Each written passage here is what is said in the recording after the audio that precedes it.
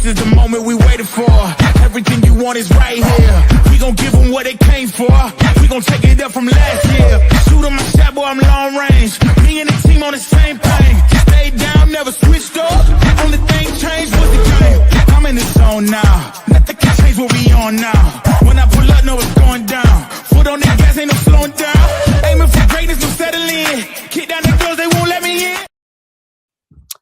What up, what up, what up? It's your boy Phil All Caps, aka that guy who talks a lot, aka not feeling well right now.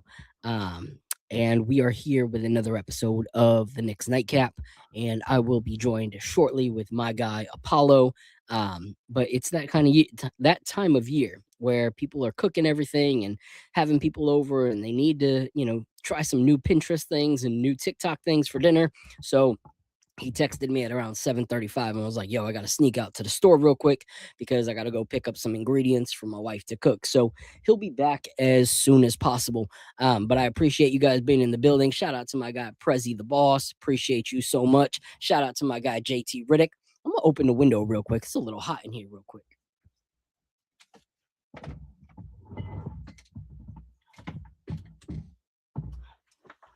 All right, I am back. So since the last time we talked to you guys, last week we were getting ready to see the Orlando Magic in 2 days.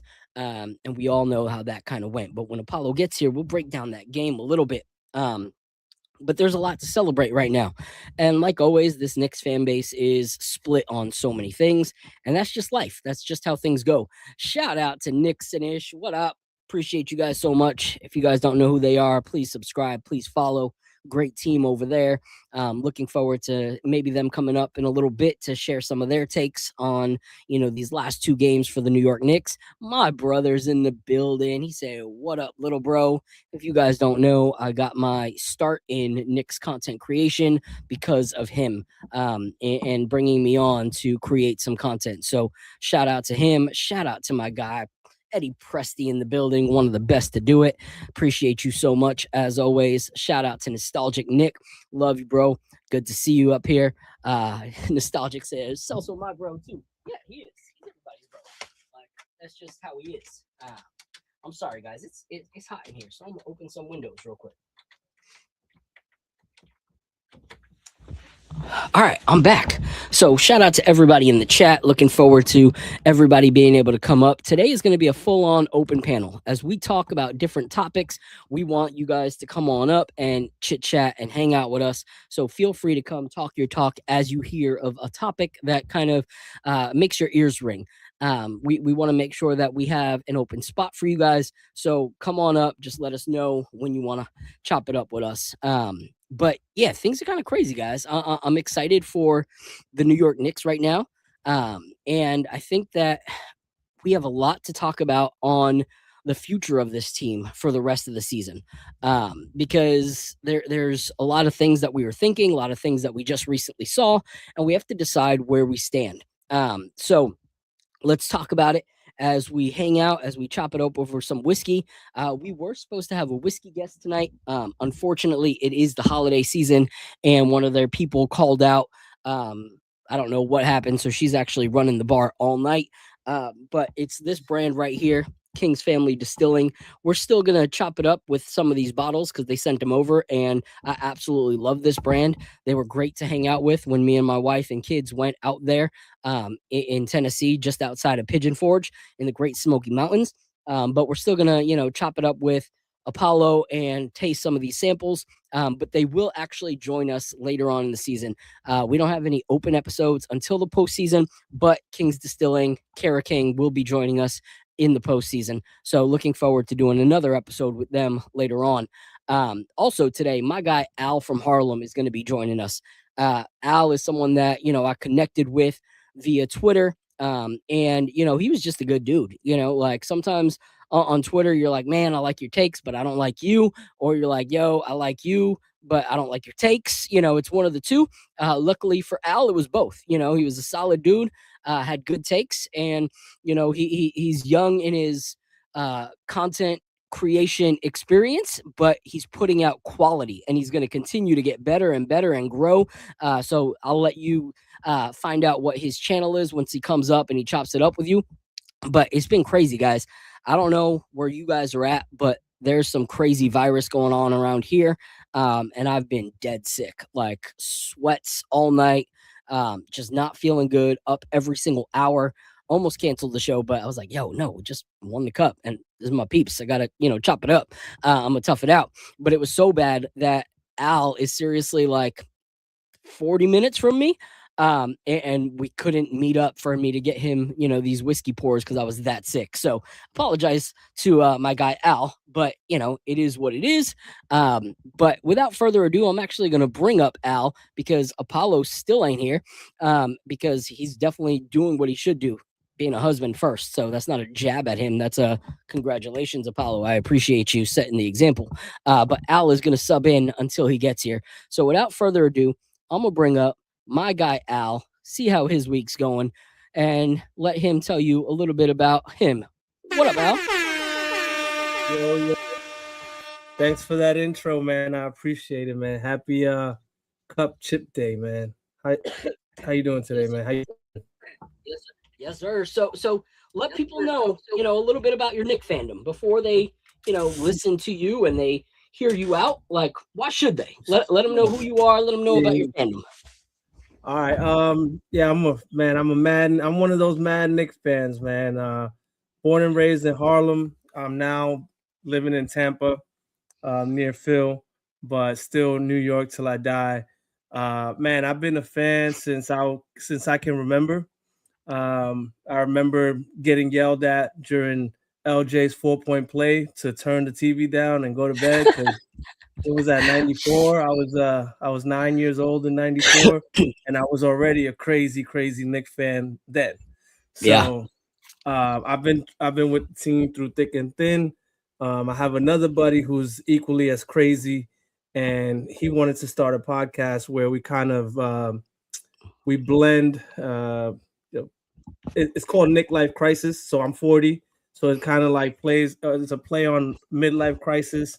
And so the people that are our age, they kind of understand like how hard it's been to stick with the team through, like, to see them in 94 when they were so good but couldn't get over the hump, to all the years of futility to now being back up.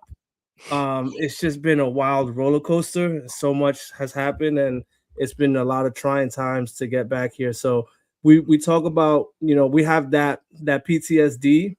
And then we also have now things that are going on in our life now that we're 40 years old, right? So he has a newborn. He has 2 kids. He has a newborn. I'm expecting my first child. So we throw some of that stuff in there too, some of the dad life.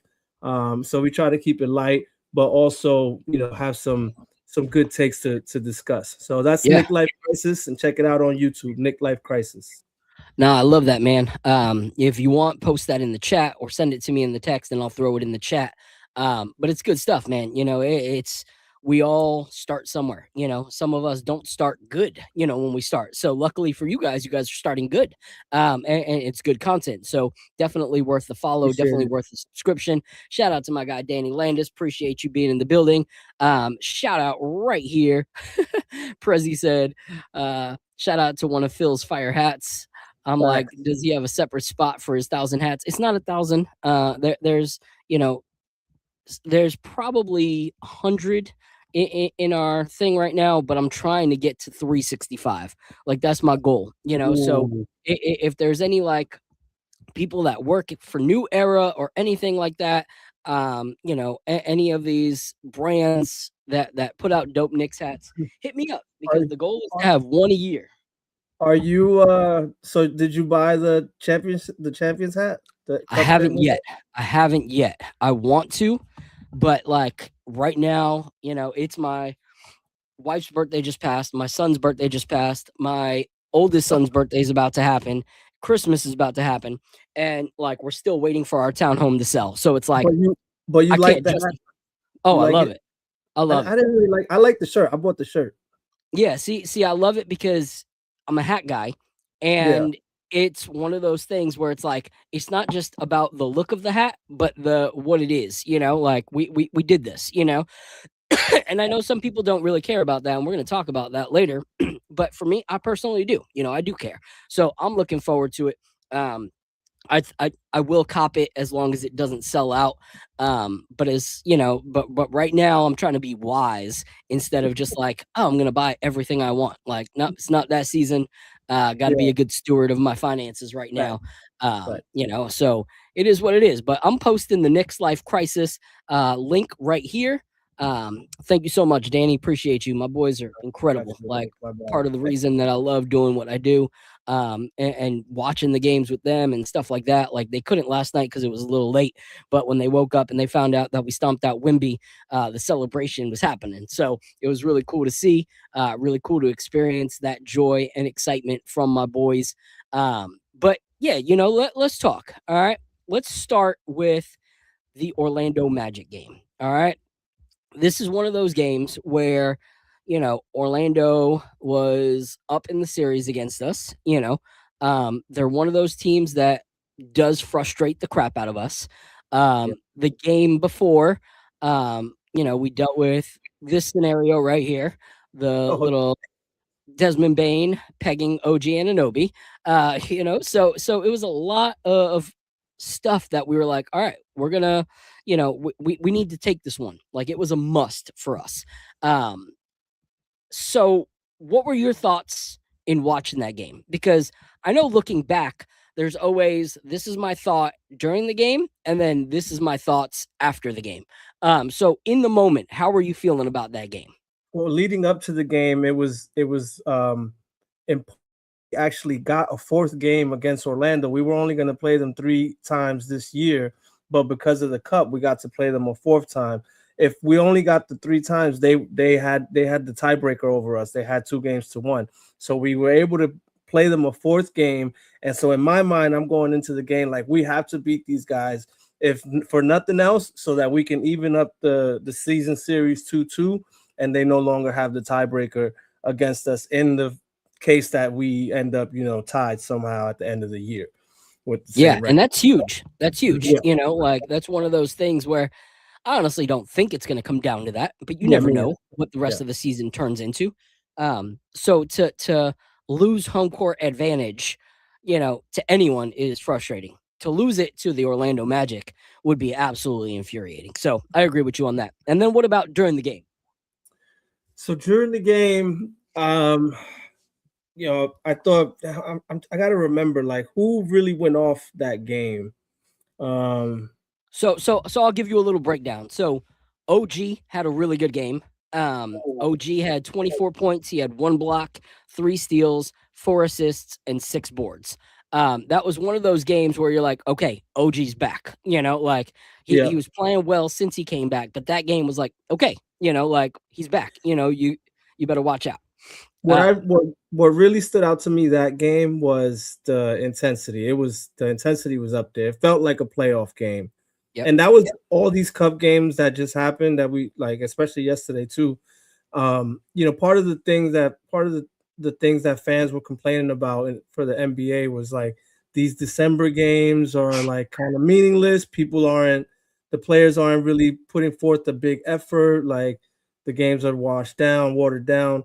And so now the cup has really come in, and you see the effort going way up, way up. And so yep, that's good to see because that makes the games more fun to watch when you see people are actually playing hard. You're like, whoa, these guys are getting after it. So I yeah, thought it had that playoff intensity. And the whole time I'm watching it, I was thinking, like, this is great for Mike Brown, for yeah, his analysis, for him to see and observe his team in a playoff like atmosphere. And yep, so he's taking his notes and saying, okay, this guy, we know he's going to show up when the lights are bright, right? So yep. that was what I took out of those games the most. That's awesome. All right. Well, I will let you guys know that tonight is a flight night. There'll be 3 different samples that we go through tonight. But I can't really have a whiskey on a Knicks nightcap night without my swishing and sipping partner himself. Like, what kind of like duo? Like, if Batman shows up without Robin, like, what kind of Batman and Robin movie is that? Like, that ain't cool. Like, this is Batman and Robin. This ain't the Dark Knight. This ain't nothing like that. Like, I'm not that gothic. So this is swishing and dishing. All right. And so I'm glad because not only was he husband of the year and showed up late so that he could support wifey, he's going to have a really good meal when he's done with this show because not only did he go get the thing, but he got it for tonight's meal. So it's going to be extra good. I know his wife's going to bless the living daylights out of him with that meal when he's done with this show. So without further ado, I want to bring up my guy, Mr. Apollo Reed. Yeah. Yo, what it do? What it What's going do? on, my guy? What's going on? Chilling, bro. How's the day? It's still going, apparently. You know what I'm saying? But it's good, man. You know, that's gotta when duty calls, you gotta step up, man. Yeah, it's funny because for those that don't know, like Apollo's job is not like sit down at a desk for 8 hours, chill, relax. Like this dude's grinding, So every day I'm like, ooh, all right, it's 7:30. I think we're in the clear. I don't think I'm gonna get the text that he can't join tonight, but it's always a possibility. It's always a possibility that I might get a 3-4 o'clock in the afternoon, like, yo, bro, I just can't.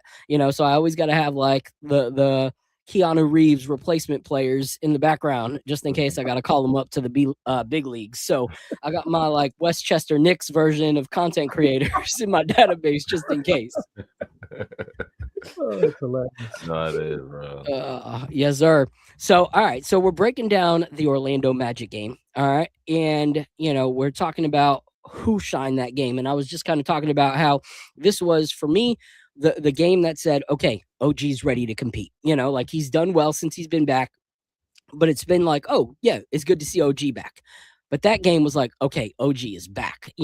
Like I said, 24 points, 1 block, 3 steals, 4 assists, and 6 boards. Like every single category OG was putting on.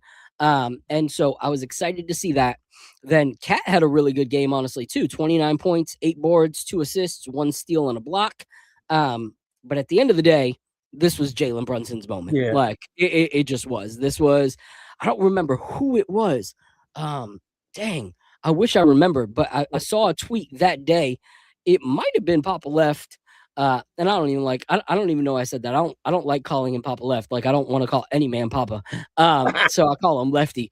But it was either him or someone from the KOT team. They said tonight is going to be a 40-point Brunson piece. And all of a sudden, Jalen Brunson had 40 points, 8 assists. Like sometimes in the old Tibbs system, you see a 40-point Brunson game, it's probably coming with 2 assists, maybe 3, but still 8 assists and a steal. So what was your thoughts on that Orlando Magic game, Apollo, now that you're here? I mean, like you said, like everybody, OG was really, it was good to see OG step up. It was really important for us to have him back and comfortable. And like I said the other day, it was good to see him, get. I guess he definitely wanted to come back for the Orlando game at first, and then having to see them on Saturday. He definitely stepped up more than a lot of people give him credit for and have given him credit. Hopefully, he starts to get some all-star looks now. But he definitely was balling. But like you said, that Jalen Brunson was just on the heater all night, bro. It's hard to not root for that guy when he's on the heater like that. And everybody else was still clicking, like you said. It wasn't just Jalen Brunson. Everybody else got their piece in too. So it was a good all around game. Everybody contributed, and I like this. The system is starting to come into place. I know you have your quarrels with the system, Phil, a little bit, but what I'm saying, it's doing okay right now. It's doing okay. Yeah, I think this is my homegirl, Miss Nix, but she said flu game. Yeah, that was, overcoming the flu, and he killed it. Nick Yak said we had 70 points in the paint. Like, this is a different kind of Knicks team, like on any night, we can light them up from 3 or we can light them up in the paint, and so I love that.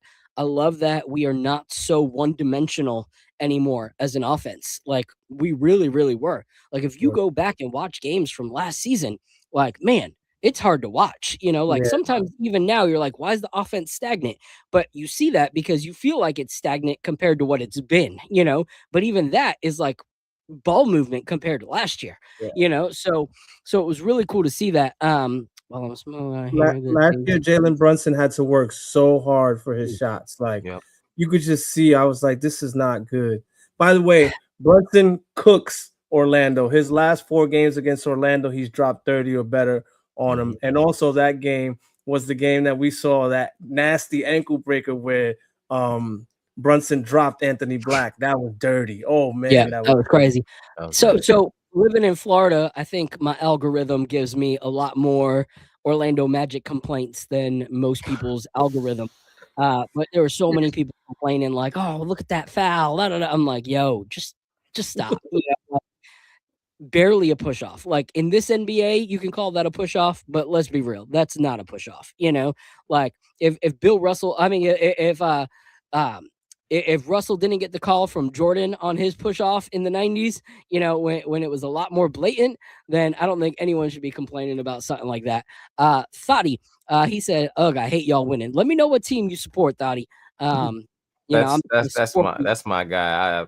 I've known him since like middle school. Actually, he just hates New York teams, so he comes to hate. So he's gonna have a lot of fun squad? tonight. He doesn't have a squad. Oh, That's what makes it annoying because it's like you can't say anything. you know that's crazy. That's like someone who ain't got no job, like, and you're hanging out with them and they want to like talk bad about everybody's job, like, "Oh, this is what you do?" Like, "Oh, you a janitor? Oh, you a photographer? Real cool." You know, like, you make how much a year? And you're like, "Bro, you've been unemployed since the day you were born. Like, what are you talking about?" All right, so I see you now, Thotty. He likes Jalen Brunson though. He's a Jalen Brunson fan. So my guy, Lee I'll let him rock. Escobedo's in the building, one of my favorites in the game. Appreciate you so much. good. If you guys haven't followed Lee, you got to follow Lee. He's been killing it on the Substacks. Great articles, like nonstop. he had a piece on Bleacher today too. A nice piece on Bleacher. Yep, he's been killing the writing game as well as the obvious, you know, post games and everything like that. But let's continue talking about that Orlando game. Because that was kind of a statement game for us, you know, because that team has been the team that has been back and forth in what people think they're going to be, you know, like in the offseason when they got the Bane, you know, acquisition, people were like, "Oh, this is going to be, you know, the other top, you know, team in the East." And then they started off really slow. Didn't look great, you know? And people were like, nah, they're just a bust. Like, it's not working out. And then all of a sudden it started working out, you know? Like, Bane was on point with them and everything was going smooth. Jalen Suggs having the best defensive year of his career. Franz was absolutely incredible, holding it down while Banchero was injured. So it's become kind of an important, you know, thing for us to compete against these guys. But I loved what I saw, not just on the offensive end, but also on the defensive end from our guys. Like Bane being limited to 18 points is huge. Like that is the kind of guy that just in one quarter he can get 18 and threes, you know, if he starts lighting up and you don't defend him right. Jonathan Isaac usually comes in off the bench and punishes teams. Mitchell Robinson, like whoever was guarding him all those minutes, you know, I think Mitch was some was OG, some was even McHale. Jonathan Isaac was limited to 5 points. They actually didn't even play him a ton because he just wasn't being effective. Limited on the boards, limited on everything like that. So we were talking about our thoughts during the game, Apollo. So what was your thoughts watching this Orlando Knicks game? I mean, it's always going to be a game with these guys because they just, you know, they try to be aggressive with us, like super aggressive. But I think these guys really, especially the guys off the bench, like shout out to Cole, like he's really been on a heater too. We've had a lot of contribution from the bench, a lot more than we've had, you know, in the past. So, you know, they're starting to feed off of that, and guys are starting to really play off of it. Cat got more aggressive than he normally has with Orlando, and that's what I've been looking for him. Like, because I kind of feel like what's the guy's name? I mentioned him last night, Wendell Carter Jr. Yeah, he comes in and he tries to punk Cat. Like he has that attitude all the time. Every single time he plays against Cat, and Cat took it right to him that game, the whole game, and I loved it. You know what I mean? That's what we need you to do. If you could play like that, there's no weakness. People don't know where to attack us at. So, you know, Yeah. I think that's you know, that was one of the main things that stood out to me, because, you know, it usually boils down to Cat really makes us unstoppable when he's playing like that. You know, when he's playing aggressive, when he can score on the outside, he can still get to the paint. He really makes us really unstoppable, because then you can swing the ball around and make things happen for Jalen, and even Josh is starting to shoot now. So, you know, watching the game, I was you know, of course, there was some things that happen now every now and then that was kind of frustrating, but you know, I was pretty confident watching this team versus Orlando, and that didn't really happen much in the first couple games versus them. Yeah. Yeah, I agree completely. I want to give a shout out to those that have joined the chat recently. Carbon Intellect, appreciate you so much. DJ Space Ghost, appreciate you guys so much. If you guys can, hit that like and subscribe button if you haven't yet. Retweet this on X or whatever it's called. Repost it on Instagram. You know, we've been seeing growth in the channel, but we really, really want to continue to push this. We wanted to see it get past 10K by the new year. And we're almost there. We're going to do a little campaign soon, I believe. I'm waiting to hear back from my guy Fritz and Jay if it's happening. But we really want to get this past 10K and continue to build on it. I believe not just in our squad here, but the whole squad. You know, every single person on this squad, I'm very thankful for. From Right. B to Ebony to Jay to Lee to Fritz to Ryan, like every single person is seriously a blessing to collaborate with. So we definitely want to grow this thing. But one thing I want to say in support of Lee is him and Ebony have a never trade Mitch campaign that they've had for most of the season. And it's hard because when you see some of these games by Mitchell Robinson, it's crazy. Like the only thing is like if we were now seeing him play 28 minutes, you know, like 30 minutes a game, it'd be a no-brainer to get that extension, you know, like no-brainer. Like that extension should have been signed in like honey so that it was sweet every time he thought about it. Like I don't really care. Do what you got to do. The hard thing is not knowing when that, you know, 15 to 17 minutes will actually be able to be more than that. But if you look at that game alone, they had 3 blocks as a team. Mitchell Robinson had 4 blocks by himself. Like, that's just insane. Like, a guy that can come in for like 17 minutes and get 4 blocks, like, that is such an underrated stat. And that's the actual, like, basketballs that he touched with his hand, not the ones that he deterred, not the like fear of God that he put into so many of those players trying to come into the paint and then either dishing it out or missing the shot. Like that's just the ones that he made contact with. That's crazy. Yeah. So shout out to Mitchell Robinson on that. But you know, like one thing I will say is the thing I'm kind of disappointed with right now is that come playoff time, because I don't think we play the Magic again. So come playoff time, if we play them, it'll actually be the first time that we see the Orlando Magic with Franz and Banchero. Like we have not seen them with their number 1 and their number 2 thus far this season. So it's not like we can watch tape on, you know, how we did against them. We can watch tape on their individual games, but that doesn't say how we responded, you know, to those players. So what are your guys' thoughts? Like for me, it's weird because in the cup, I feel like they would have had a better chance if Banchero was the one out as opposed to Franz, because they look like a smoother offensive team under Franz running the point, as opposed to when Banchero was there. So what are your guys' thoughts on that? I'll go with you first, Al. So yeah, they were playing really well with Banchero out. They started the year off slow and they had both of their stars, and then they actually started playing a lot better once Banchero went out, which was so weird. But then now that Franz went out, Banchero had just come off of injury, right? So I don't want to say like they played better without Franz or without Banchero. Banchero came back. He had just been off of injury, so he was probably still a little rusty, working on his timing and all that stuff. So of course they played better with Franz, and they didn't play as good with Paolo in that instance. That's how I took it. And I saw that coming. I was like, what was it? His second game back, third game back? Like he had just come back. You're muted. but I'm not even just saying against us. Like just watching how seamless it looked for that offense to get in rhythm with Franz and Jalen, Yeah, yeah. Suggs. Like it was kind of crazy to watch. So I think that Banchero's a great player, but I don't know necessarily how he fits the rest of the roster. To me, it's similar to Randall with us, like once we had different players like Brunson and, stuff like that, and we kind of moved in different direction. I don't necessarily think it flowed as well. Like you look at Randall now, it seems a lot more easy for him, out in Minnesota. Like it seems that roster works better for him and his game.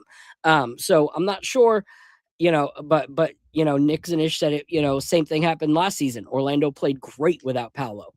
So that's never a comforting feeling from your like number one, guy, is that your team plays really, really well without you. Yeah, that's what are your crazy. thoughts, Apollo?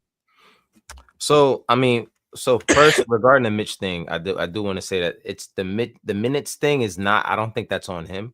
I do think that's by coaching staff. I think that's their plan for Mitch. I don't think he's like, yo, I only could play 16, 17 minutes a game. Yeah. You know what I mean? I'm sure he can play more minutes if need be. But at this point, I think what they're trying to do is have him get consistent games in as much as possible, and then ramp up the minutes later, which I'm fine with. At this point, it doesn't seem like we need him to play much more minutes at this point, right this second. So I think we're at a comfortable point. I'm sure he would like to play more minutes, for himself. He would like to play more minutes, but like I said, I don't think it's on him. So in terms of that extension, I don't think that's fair for him to not get the extension if they are telling him not to play so many minutes. And that's the only reason why I'm looking at it like that, is because that wouldn't be fair to me. If I'm a player and I'm saying, I can play more minutes than you guys are giving me, but then you're going to base how much you're going to pay me off the minutes that you're giving me. That's not fair to me. So, and I agree with that. The only thing I'd say is, I'm trying to remember who it was, but we had a whole conversation. Something had come out that Mike Brown was also taking advice and word from Mitchell Robinson's agent on how many minutes he could be playing in this time. I'll try to find the article, but apparently it wasn't just coming from the front office. okay. So I'll look for that. But what do you think about how we fared against the Orlando Magic in that game? So I think like you said, at some point we're gonna have to play them at full strength if we see them in the playoffs. If it comes down to that. But I also believe even when they were playing us earlier in the season, we didn't really know our identity. Especially the first couple games. We were still figuring things out. Cat was really not understanding what he was supposed to do yet in the system. They didn't alter the system yet to these guys yet. So I think we've been playing better against them as of late because things have changed and they're getting more comfortable with what they're supposed to be doing. So I think, as it's, even though that we haven't seen them at full strength yet this year, I don't think they've seen us at full strength. Technically, I think almost every game we played against them, somebody was out or something like that. So, including, I think Deuce didn't play the last two games, or he got hurt during the last one. No, he got hurt during the one earlier, and then he missed the last game.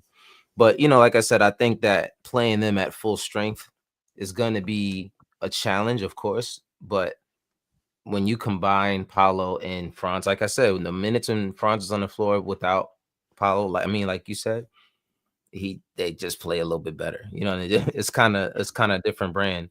Paolo's a little bit slower as well. You know what I mean? He doesn't hit the pace with him. It's harder to I guess it's harder for him to keep up with the pace. I think that's what I've been noticing with them, because they're playing a lot faster than he can really run with them a lot of times. He's not even the first or second guy back. So, I don't know. Even the last game we played against him, I think he might have been a little bit hobbled, but still he just looked noticeably slower than a lot of those guys. Yeah. But I think that adds to why they just flow better when he's not on the floor, because you don't have to deal with the speed of or the lack thereof of Paolo, because a lot of times as talented as he is in a half court, sometimes you need to move the ball and move up and down the court a little bit faster than that. And I think that's where they struggle with him. Yeah, I agree. Before we go to the next topic, Jay Ellis just said, correct, Phil. His agent also wanted a minutes restriction. And so I was Okay. just looking at a New York Post article where Mike Brown was talking about him. And he said that, VP of sports medicine, Casey Smith, alongside of Mitch and his doctors, Mitch and his agent are the ones that are determining the minutes restriction. So whatever they tell me, I'm just recycling what I'm told. So I'll take it back. no, but it does make sense. It is also an investment, a business decision, like you haven't gotten your contract for your guy, like that extension's not there yet. The possibility of a re-injury, so you're not going to put him out there to play that many minutes without a contract extension, because if he gets injured, his value to get traded or, to go somewhere else in the offseason is very, very limited if he's going to start with a new team unable to play. So it makes sense. And this is not a stab at Mitch as a basketball player at all. Like when you look at stats per minute, like it's astronomical what this guy can do, but what I'm saying is the limitation is his limited, availability minute wise. But we'll see, so let's go into our first pour first. Unfortunately, Al, you'll get one of these the next time I see you. But this is a brand right here. Yeah. You need a minute? Just a second, because I grabbed the other one. And we going all three. All three, brother. Bet. That's a bet. Got you. We got the weeded, and then the cigar blend, and then Ryconic. And while we wait for you, I'm going to bring up my homegirl, Miss Knicks, because I know she got something to say about this Orlando Magic game and us stacking up against them and all that stuff. So without further ado, I'm going to bring up one of the best female voices in the game. And I don't say that like, oh, she's a female, so her voice is down. Like, no, she can hold her own with any of y'all. Like, some of y'all need to disable your Twitter and stop talking, but she can continue. So without further ado, this is my homegirl, Miss Knicks. Hey, y'all. What up? What's up? Give me 1 second. Let me turn the camera the other way. Yeah. So, my bad, because I'm in the car. I have to help my friend move, so I'm waiting for her now. But I was like, let me jump on and show some love. Appreciate you. So y'all were talking about Orlando, huh? Mm-hmm. So to me, the Orlando game was super important. I think, they have been a pest to us for the last couple of seasons. Yep. And it was time to show and prove for the Knicks. And I think that's exactly what we did. I think this Knicks team, and I'm not just saying it because I'm a Knicks fan, but I think this Knicks team is very dangerous when we play Knicks brand of basketball. I think no team stands a chance with us when we play Knicks basketball and everyone is committed. And the reason I say that is because any given night, anybody can go off, right? Like Orlando's game was JB's game, but JB doesn't do it alone. JB doesn't do it alone. I think Al said it earlier, last season it was JB had to be JB out of desperation. We had no other options. This year we have options, and the options are even far and beyond our starting five lineup. And I think this is what I love to see. As a Knicks fan, it's a great problem to see. You know what I mean? Like seeing, our starters, eat, seeing our bench guys eat. I think it was said earlier, like Cat has been playing great, and Cat is an important piece. I think to go even further, because I've said it on Knicks and Ish, to me, Cat is the piece. You know what I mean? JB is our best player, but Cat is absolutely our most important player, because you run the offense through Cat. It opens up everybody else, and the offense flows so much smoother. I'm I was super excited. I love the physicality of the Orlando game. It absolutely felt like a playoff game. And just a, you know, for us fans to see what the Knicks would do in certain situations. Um, and not even we didn't even get to fully see it because we're only 25 games in. This is not a team that has played a full season as is with the new system yet. So this is just the beginning. And I think, as Knicks fans, we just need to appreciate the baby steps. Yeah, I love that. What's great about that Orlando game, like you said, the physicality, but also one of our fan base's biggest hangups right now is this team too small? Like at the end of the day, like especially when you start going down into the bench, like the lack of height. When you look at, the fact that some of these other teams are way bigger than we are, how are we going to fare in the physicality? And honestly, that game for me was Karl Anthony Towns saying, I know I need to show that I belong here, because too many times his physicality turns into sloppy basketball, turns into, foul trouble, turns into lack of efficiency when a guy starts to like body him up. And he showed that he can contest. Like he showed that he can put in work against these other teams that have made him look lesser than early in the season. So I was thankful for Cat's game that game, because I felt like he rose to the occasion, which is something we all needed to see. In light of all the trade rumors and everything like that, I think that's something he needed to see, as well, was seeing how he fares, when he's able to play at his best. And I want to play this real quick Twitter clip, because you brought something up that I really, love. You were talking about the system. And I know there's some people in here that are even my people that are like, yo, there is no system. There is no system. And I'm like, yes, there is. Like, there's a clear difference between this New York Knicks team under Mike Brown as opposed to the New York Knicks team under Tom Thibodeau. And I know I could say it till I'm blue in the face. I'm just a 41-year-old, like, old head Knicks content creator. What do I know, right? But when you have the actual players saying that it's different, you got to start listening. Like, you have to start listening, because players speaking up is kind of what got Tom Thibodeau out of here. So you got to start listening to the players. So I'm gonna play this little clip right here from Josh Hart when the playing style of this year and last year were totally different. So now, this year, I can be a little bit more aggressive. So you have Josh Hart talking about, how he's being effective now being back in the starting lineup. And what does he have to accredit it to? The way that the game's being played is different. The system is, he didn't just say it's a little different. He said it's completely different. So I can play aggressive. What NBA star wants to play and not feel like they can be aggressive? Because a coach doesn't want that aggression or them to play out of whatever role he thought they were going to be. Like, you have Josh Hart pretty much saying it's completely different and I can play like myself. Like, I can play like the player I'm supposed to be.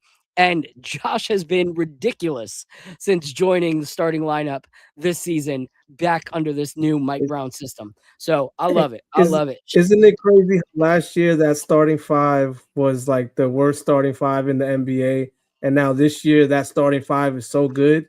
It's insane, the 180 that they've done. Yeah. And not It's only night and day. System, not only the system, but the adjustments from the coaching staff. I think me and you talked about it, Phil, where I said I think we lost her. As we wait for her to come back, shout out to my guy State. Appreciate you being in the building. One of my State? Guys. It is open panel all night. If you have something to say, people, feel free to click the link below. Appreciate all of you guys being in the building. One thing on that Orlando game is we didn't mention. Well, we were talking about Cat. Cat won the defensive player of the game that game. I put a picture in the chat of him with the Timbs. Mm-hmm. So that was good to see. And honestly, shout out to Kareem Grant. Didn't even see you come in, bro. Appreciate you. And that's a big thing, is like, that was the thing that was going to limit cat. Yep. Like that's one of the things that's like you can't be good offensively if you're not on the court because you were so bad defensively that you had 3 fouls in the first quarter. So to go up against such an aggressive team and then win, like your actual first boots. And I know some people think it's corny. I don't really care. I love it. I love it. I think it's I think it's incentive. And if it brings the team together and like has camaraderie, I don't really care how cheesy you think it is. Like if it's working for the team, it's working, and you see the joy in these photos. It's funny because we were saying the same thing last year when the Cavaliers had that little chain thing that they were doing. There's a lot of people that are out there saying that was corny too. And I'm like, yo, listen, if it works for them, if it makes them work for something, each guy work towards something each game. And first of all, Mike Brown, for you to make it the defensive player of the game and not just the player of the game is brilliant. You know what I mean? Because it forces everybody to have a goal of trying to get. Listen, I'm getting them Timbs tonight. You know what I'm saying? So I love it. I love that idea, man. It's really, really smart. One thing I love about Mike Brown, and we're going to have a little segment giving him props later, but one thing I do love is that little thing alone shows that camaraderie and like being more than just the guy you listen to is important to him. Thanks. Like, yes, he wants to be the coach and all that stuff, but he's not going to be so buddy with you that you're like, oh, that's my friend. But he's also going to be an encouragement. Like you hear how he talks about Jalen Brunson. Like, hey, I'm glad he got the cup, but whether or not they gave it to him or not, like he should be in MVP conversations regardless in the cup or in the season. Like he says the right things. And I don't think it's because he's politician style, NBA coach. Like, I think that's really who he is, and he's finding like his acceptance in New York and he's watching something go from night to day, in the offensive, like way that this team plays, even defensively. Like you said, same roster, yet you look at, the ratings, it's completely different, like from the starting lineup. So I'm going to bring Miss Knicks back up, let her finish her take. And then I got my guy, Nabil, chilling in the background, and he's going to come on up too. So let's get Miss Knicks back up here. My bad, what y'all. My daughter is flying to Chicago, so she was calling me to let me know she landed safely. Nah, you good. Good. But what I was saying, I think we were having a conversation where I said I absolutely hated the offense. I hated that we were, just breaking down the defense and popping out the three. We had we didn't have a plan B. So when our shots didn't fall through. And I love the fact that Mike Brown said, I had a conversation with the players and the coaches and they put their input in and I adjusted.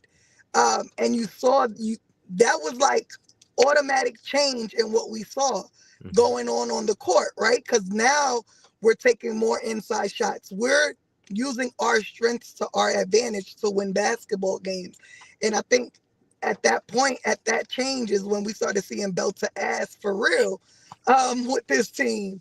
So I absolutely, not only a different system, but a different mindset with the coaching staff. And, adjustments. Tibbs, for all that he was great at, was terrible at adjusting. Yep. Terrible. Yeah. You got to think about. He almost resented it. Yeah. Yeah. And we're going to talk about some of the adjustments from last night's game because that was crazy. But, what's crazy is Jalen Brunson, still in the conversation for MVP, okay, in the season so far. But people that weren't like diehard Knicks fans or not willing to like be realistic as Knicks fans, didn't like how everybody else was like, well, of course you're going to be in conversations like that when you have the ball for 20 seconds out of every 24, second shot clock. Like you have the ball all the time. Of course your numbers are going to be great, but the amount of time that the ball is in his hand this year is significantly less. His assists are up. The way that he's working with, the team is so much better, and yet his game is looking better. Like, it's just crazy to me how when you allow, like people were like, oh yeah, but they brought JB here to be that guy. That's why Tibbs is doing that. Well, yeah, JB is still that guy. But guess what? Now everybody else wants to fight just as hard as he does to win, because it's not just JB and the Pips. It's like a whole squad, and so they're all building. I said this last season, I'll say it again. Like, when you think of things like how many, people in this right here can say that they know any of the, names of the guys from Jagged Edge? Anybody? Anybody know anybody's first name in Jagged Edge? No, but Jagged Edge, and they took over the charts for years. Yeah. There's not a single person that wasn't meet me at the altar in your life. Not a single person. However, my wife could probably name him because she really loved it, but I know all right, well, nobody find else out could. and we'll talk about it next week, because I definitely want to know, because she would be like the Jagged Edge fan of all fans. It's probably would be. But then there's other groups where you're like B2K. Oh yeah, there was Omarion, Marquess Houston, and then the other guys. They're just the backups. You don't care who they are. That's what it was before in a Tibbs system. It's this and the other guys. Now we're starting to look like Jagged Edge, and I'm ready to meet them. Let's meet at the altar. Let's do this. Bring up Run DMC and let's start. Just walking this way. Whatever we got to do. But anyway, so all right. So Miss Knicks, I know you're helping friend move. What are your thoughts on the NBA Cup? I'll end with that from you before we bring up Nabil. As in how we played, or no, just the cup in general. To be honest, I think I wasn't really a fan of the cup too much, but I understand why the NBA has done it. I think, teams doing excessive resting of their players early on in the season kind of forced this. I think teams not being really super competitive also forced this. So I think the NBA had to do something to, have their ratings up early on in the season. And so now we have the NBA Cup. I think not only were the Knicks games really good, I think all the games have been really good. The Spurs and OKC game was super good. I mean, Crazy. It's good for the game, and so it's kind of grown on me. I love it. Well, I appreciate you. I know you're doing the move thing, but as different topics come up, you can hop up whenever you want, girl. Absolutely. Y'all have a good night and back to business tomorrow. Let's go Knicks. Yes, sir. Have a good night. Appreciate you. You too. All right. So before we bring up Nabil, let's get that first pour. All right. This right here. You said we're doing 3? Yeah. I only got 2 of these. Just letting you know. They sent 2 small samples. Oh, the Kings. Okay. Yeah. Okay. Yeah, one of them is a cigar blend. Sure. Okay. Got you. But we'll do this one first. You got time. No, it's here. Right. I got it. So this is the wheated bourbon, but it's toasted. And I love toasted bourbon. For those of y'all who don't know what toasted bourbon is, they char the inside of the wood for extra aging, and it brings out all sorts of cool notes that you don't have. So in whiskey, there's there's bourbon, rye, but then you can get wheated, and so this one's a wheated. It's 112.8 proof, and I actually didn't crack this one open yet because I wanted to do it on the show. Ooh, I love that sound. That cork pop was beautiful. Anyway, so we're gonna pour a little sample of this and get right into it. But this is a family called the Kings family, and they actually are a distillery. Well, they are distillers. Their distillery is in the Great Smoky Mountains, but they actually don't make their own. They're one of the brands that they get from different places. They can do blends and stuff like that. But their bottles are incredible. Me and my family went out there probably 8 months ago and hung out with them, and they were incredible. They did some stuff with us last season. Kara, which is their husband and wife team, she was supposed to be on the show today. Some work stuff happened with someone calling out or quitting, and it's Christmas rush at the bar and everything like that. So she's going to come and join us in the playoffs. But we're still going to do it. So shout out to her. She also sent me this dope thing. So while I was there was this like crew neck that I really wanted, and I was like, dang it, I didn't pick it up. And so she knew I wanted it, so she sent it over to me, which I was very thankful because she didn't need to do that. I'm trying to figure out style. There we go. Let me take this off right here. So it's really cool because one of the bottles is called Ryconic. So it says, in a world where you can be anything, be Ryconic. So it's like a play on words from iconic, Ryconic. And I love rye whiskey, so it's going to be dope. So cheers, Apollo.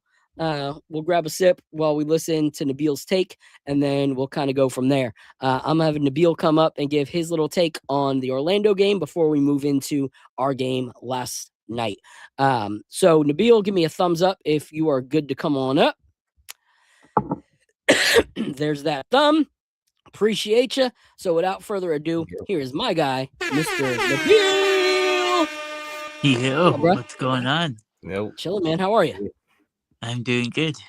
Just about to go to bed. It's 2:00 here in England, but I just wanted to make a quick take before I go. I just want to appreciate say that. congrats on winning the cup final. I was at first, when it first started, I didn't really like the idea of it. I had mixed opinions about it, but over time I've liked it. I've grown to like it, and it's good competitiveness midway through the season. Not even midway through the season, in December. So it's a good way to amp the intensity of the season, and that's what the Knicks did. They took care of business in the group stage, the quarterfinals against my Raptors, the semifinals, and the finals. It was a good tournament. There was amazing games. OKC was an amazing game. The Orlando game was close. So they did what they were supposed to do. They're a championship level team. Even though some people call this a fake championship, I don't. This is part of a season. It's not just for fun. It's a prize incentive. It's a lot of money towards the players, so they take it very seriously. And I think the fans, not just Knicks fans, but any other fans who talk bad about it, should really reconsider their thoughts, because it is a fun little tournament. And I'm glad the NBA put it in place for more competitiveness.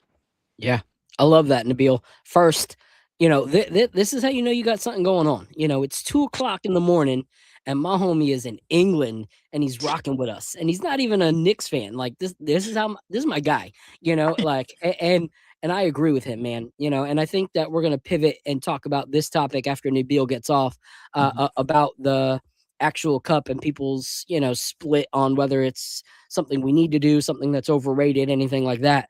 But I appreciate you, Nabil. I appreciate your support for the show, but also your level-headedness as a basketball fan. Like so many people are like act as if they have like skin in the game, like they're investors in the team, and they can't like talk to anybody from another fan base.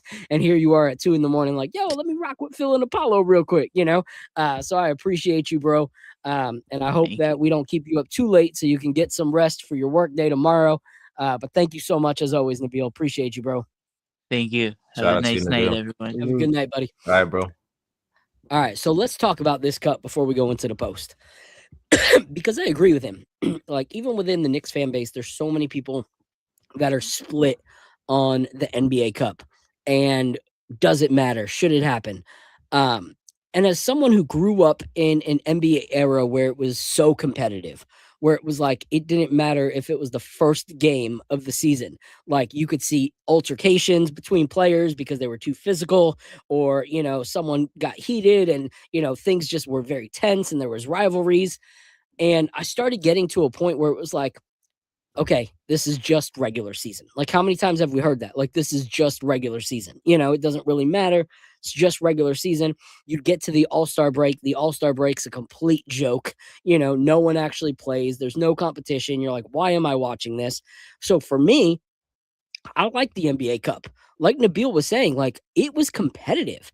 Like it wasn't like it didn't matter to the, players or the teams. So why are we as fans acting like it doesn't matter? Like you saw the disgust and frustration on SGA's face, when they lost. You saw, when Jalen Suggs couldn't finish the game. You saw how frustrated and upset he was going back into the locker room. He had just played for almost 2 minutes or more, holding his thigh or his hip because he didn't want to come out. Like he wanted to play that game, like he wanted that win.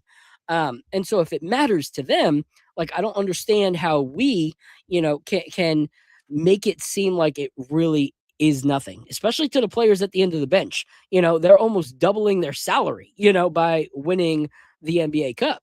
And so that whole thing to me is a little crazy. I'm not one of those guys who's like, yeah, I want to raise a flag. I don't want to wave the banner, raise the banner in the garden. I know people are split on that too, but I do think it's something that was awesome to win. So, what are your thoughts on the cup, Apollo?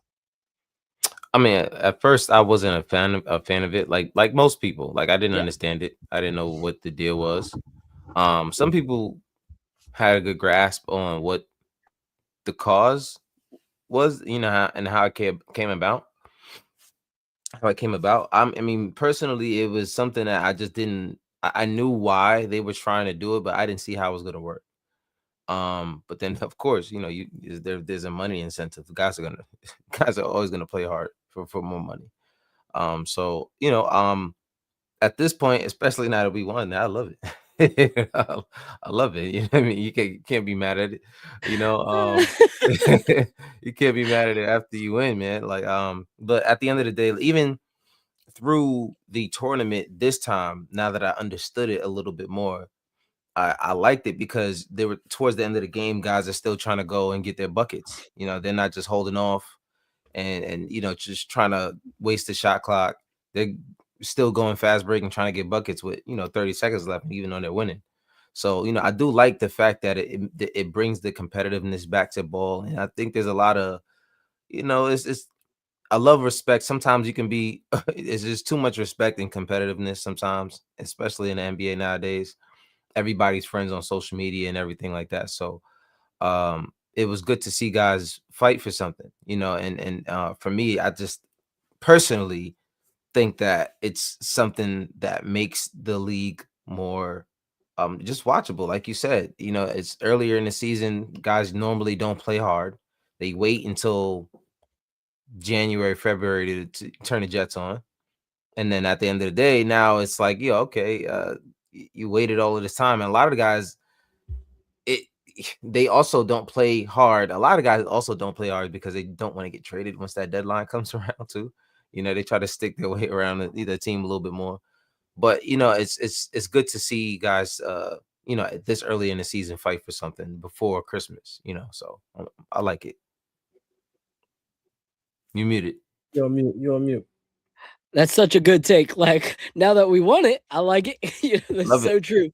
But you're right. In an era where everybody's fans or friends of each other, it's cool to see them actually like take something that isn't in April or May and actually fight for it.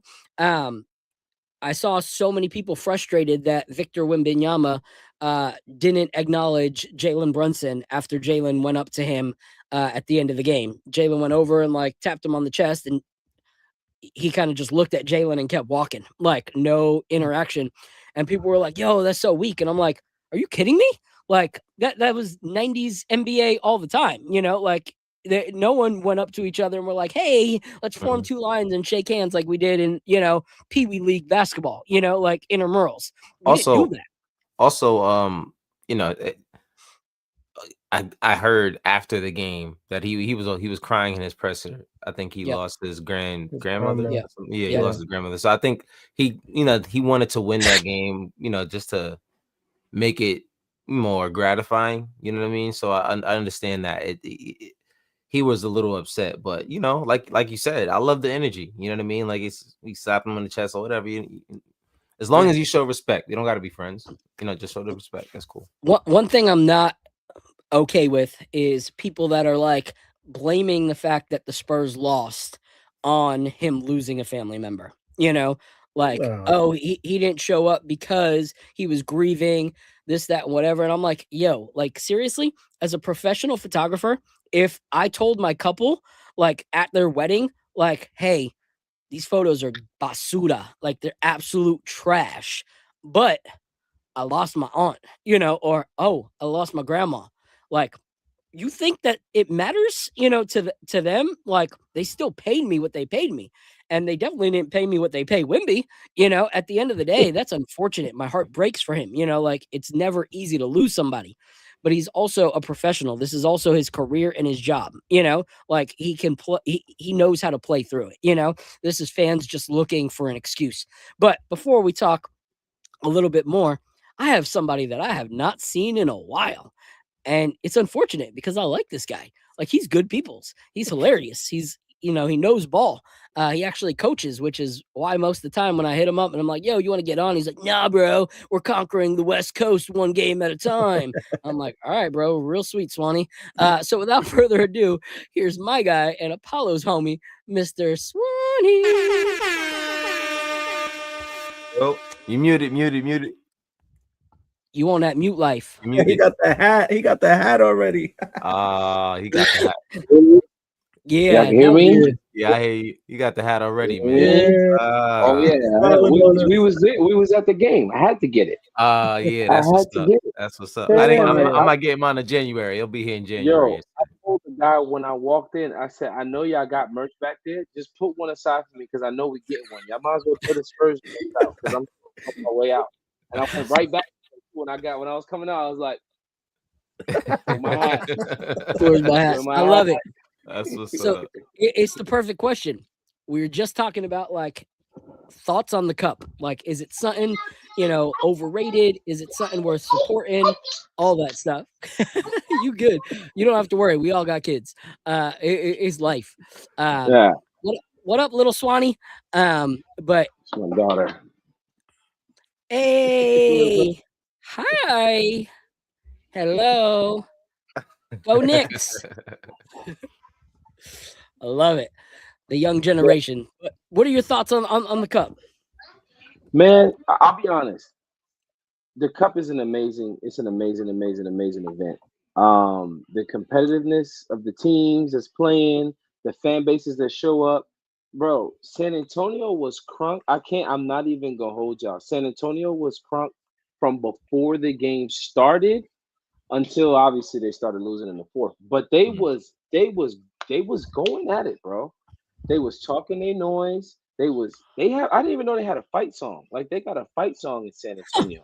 They were singing it the whole time. They was going all blah, blah, blah. So, I was trolling at the end. I was like, no, sing it now. Go ahead, y'all. Sing your song. Sing y'all song. Let's hear it. But it was good, man. The atmosphere was good. I thought, like, from the TV, it kind of seems like it's not a competitive environment. It seems like the crowd maybe not as much. That's not true, bro. When you there, it's competitive. And there's a lot of just basketball fans there. A lot of Lakers jerseys, Golden State jerseys, Grizzlies jerseys. Like, you seen all people that just like basketball was at the game. It was highly attended. There was like maybe a few seats sprinkled here and there that was, that didn't have people in them, but it was a competitive game. Everybody wanted to win, bro. The players, the fan bases, everybody wanted to win. Like, the fans that were there from other teams, we had Celtics fans come up to us at the game, not the ones on Twitter that don't go to games. I'm talking about the ones that really, they was mad that their team wasn't in. It was like, yo, we want to be here. Like, we want to be here. We want to win. Like, I get it. It doesn't count on the regular season record, but it does mean something. If you are a competitor, you want to win. Period. I don't care what it is. My boy said yesterday, it could be in a scrimmage. I want to win. If I'm a competitor, I want to win. So miss me with all that. Oh, it's just a cup, or it's just this. No, I want to win. I want to win. I love that. I love that. You know what's crazy to me, guys, is like, I feel like people spin the block because it's the Knicks. 100%. Because you got to think, if let's say OKC beat the Spurs and then they beat us, it's OKC is continuing to show why they're going to be a legacy, and they're just giving you a foreshadowing of what's going to happen at the end of the season when they win another chip. That's the narrative that would be pushed if SGA and Chet led OKC to win. If the Spurs won, it's the alien has come into the league, and alongside his young, promising teammates, they're able to show that they're ready to dethrone OKC as the next legacy team.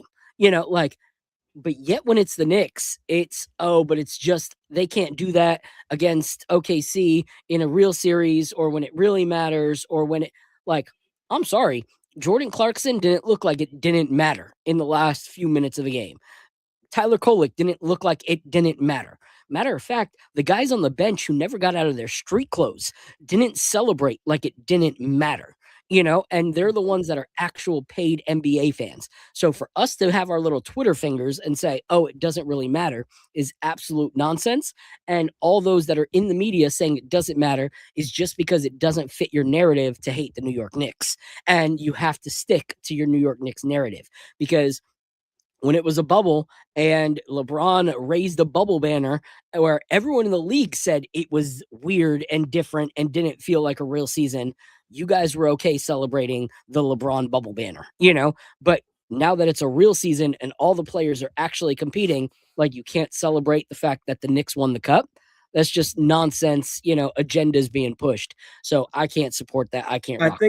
I think a lot of that has to come from people that didn't play ball, man. Because if you played ball, you know that, say you're in high school, right? You have your high school regular season, but before the season starts, you have these tournaments that you go to, and then around Christmas time, you go to the Christmas tournaments, and you go to those tournaments and you want to win, right? So if you win that tournament, you don't come back home and be like, oh, it didn't count because it wasn't the high school regular season game, right? Yeah, I want to win. That's what this is.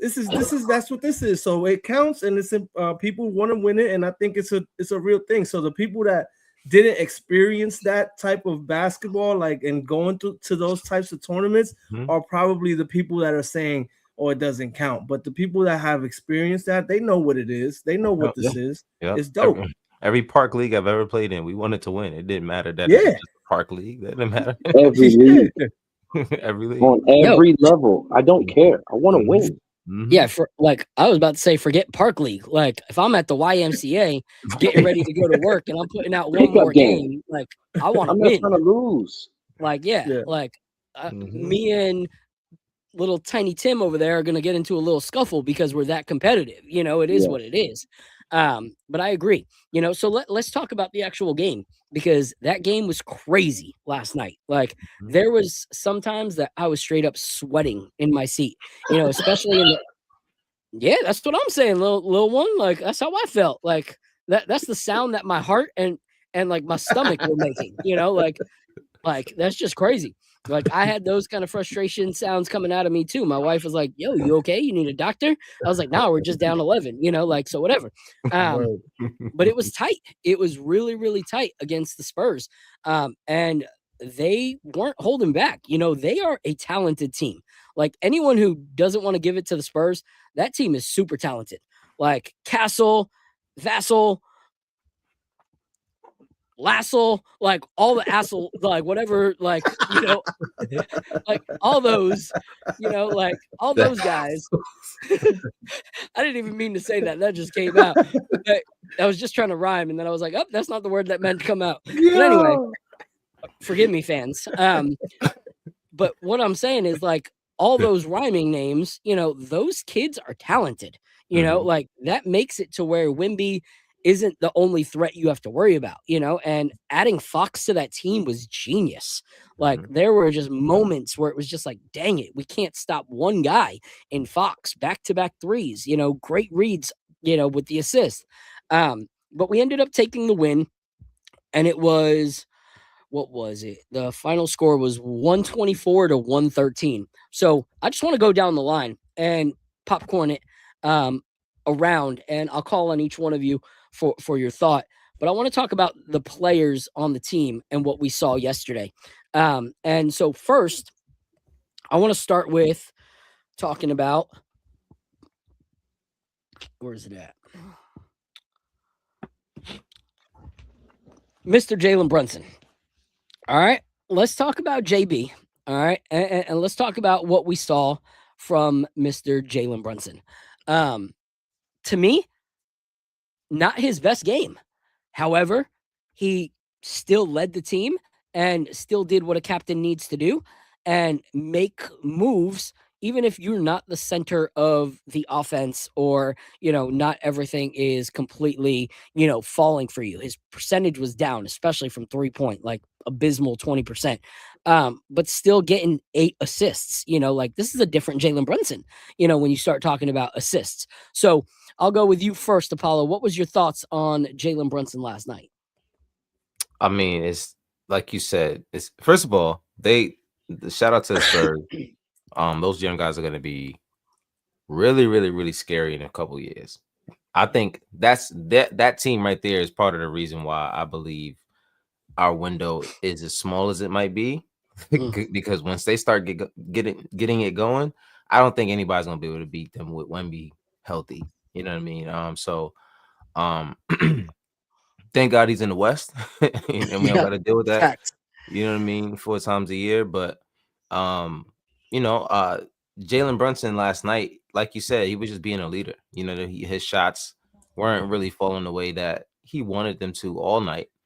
But guys, he got them young guys were putting pressure on him. There was this one play where I think was it Vassell or Castle, one of them, one of the Rhymer guys.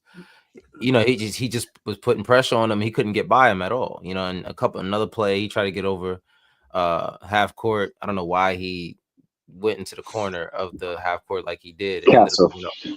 Castle, yeah. And it ended up being an over and back on that play. And I'm just like, I don't know, that was a little uncharacteristic of JB. But it's to see these guys being around him and still help him and still do things like, and that was what I was always worried about that last year, is if Jalen Brunson is not getting it going, if he's not rolling, what do we do? What do we go to? And when you have a system that's based off of ISO, it's really just, it's dysfunction when the head of the snake is not scoring. So when you have the system where it's based off of read and react and it's, getting the ball out and, touching and passing, as soon as I've never seen these guys pass as much as they feel. Sometimes, a guy is passing before he even gets the ball.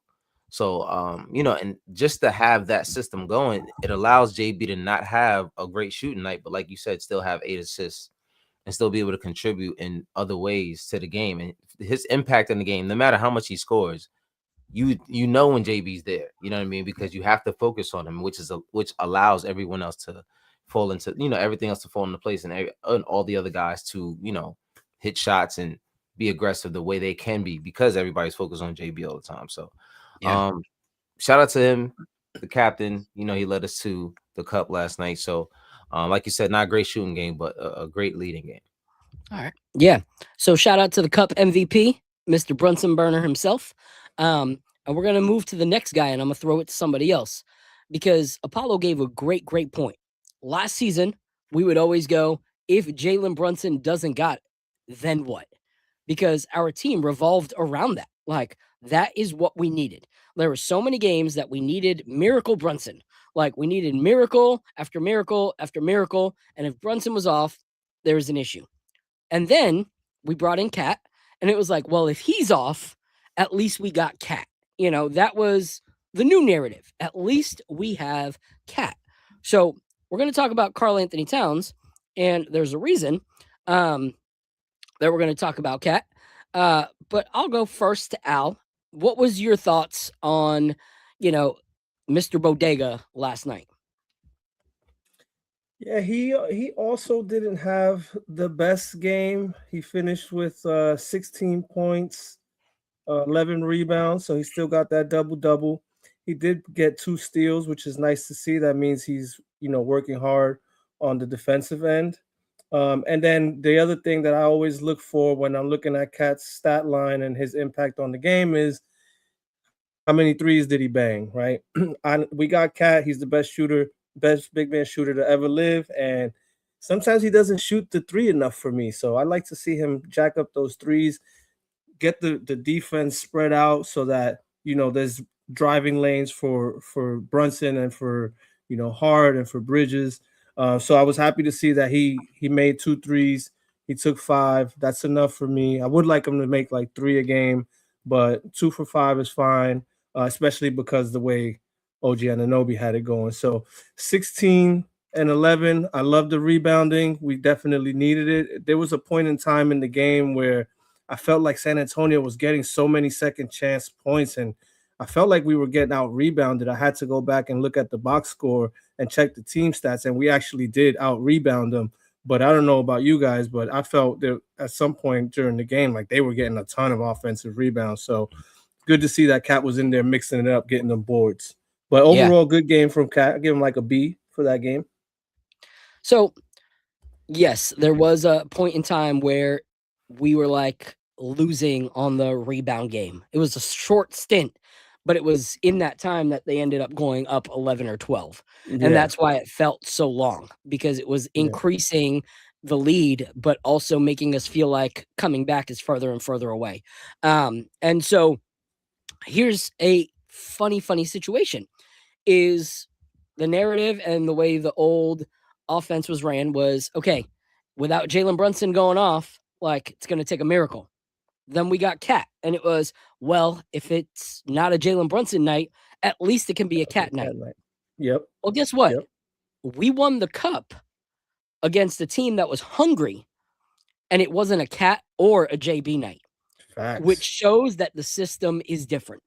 If this would have been a Julius Randle, Jalen Brunson type offense that we used to run, and neither one of those were having a miracle game, there's no way we would have won that game last night.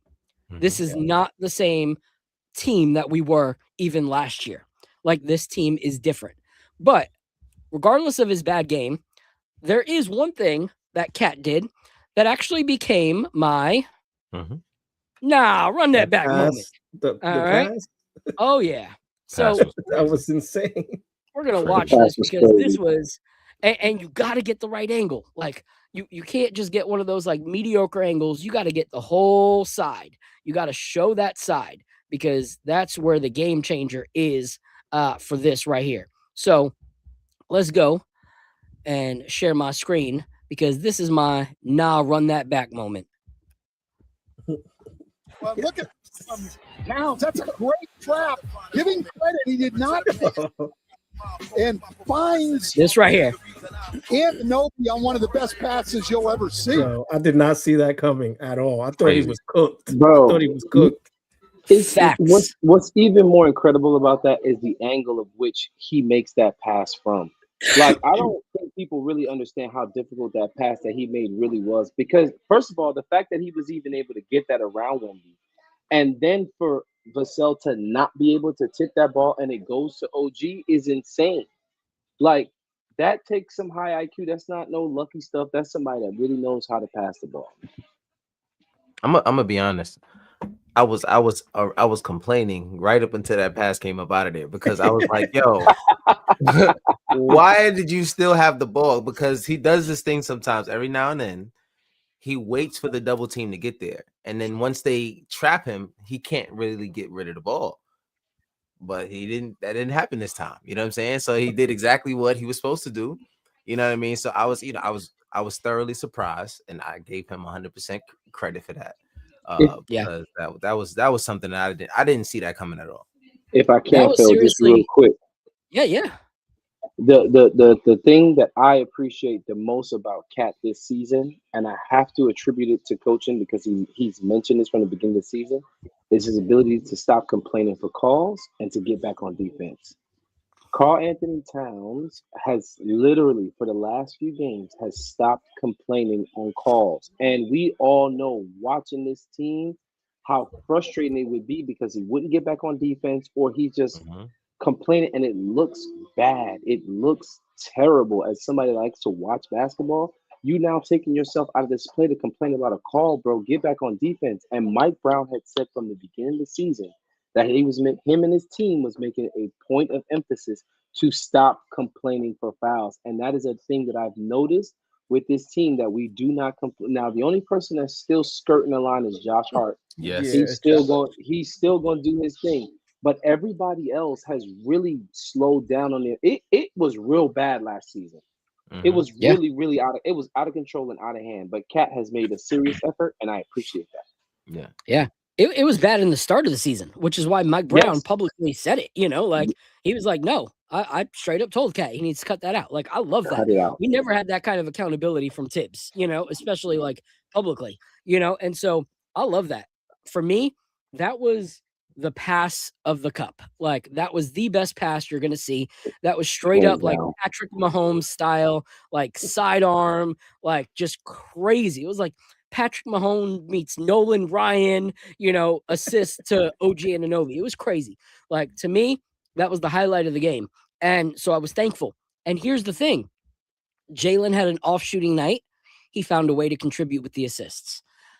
Cat had an off shooting night, was able to find a way to contribute with passes like that, but also with boards.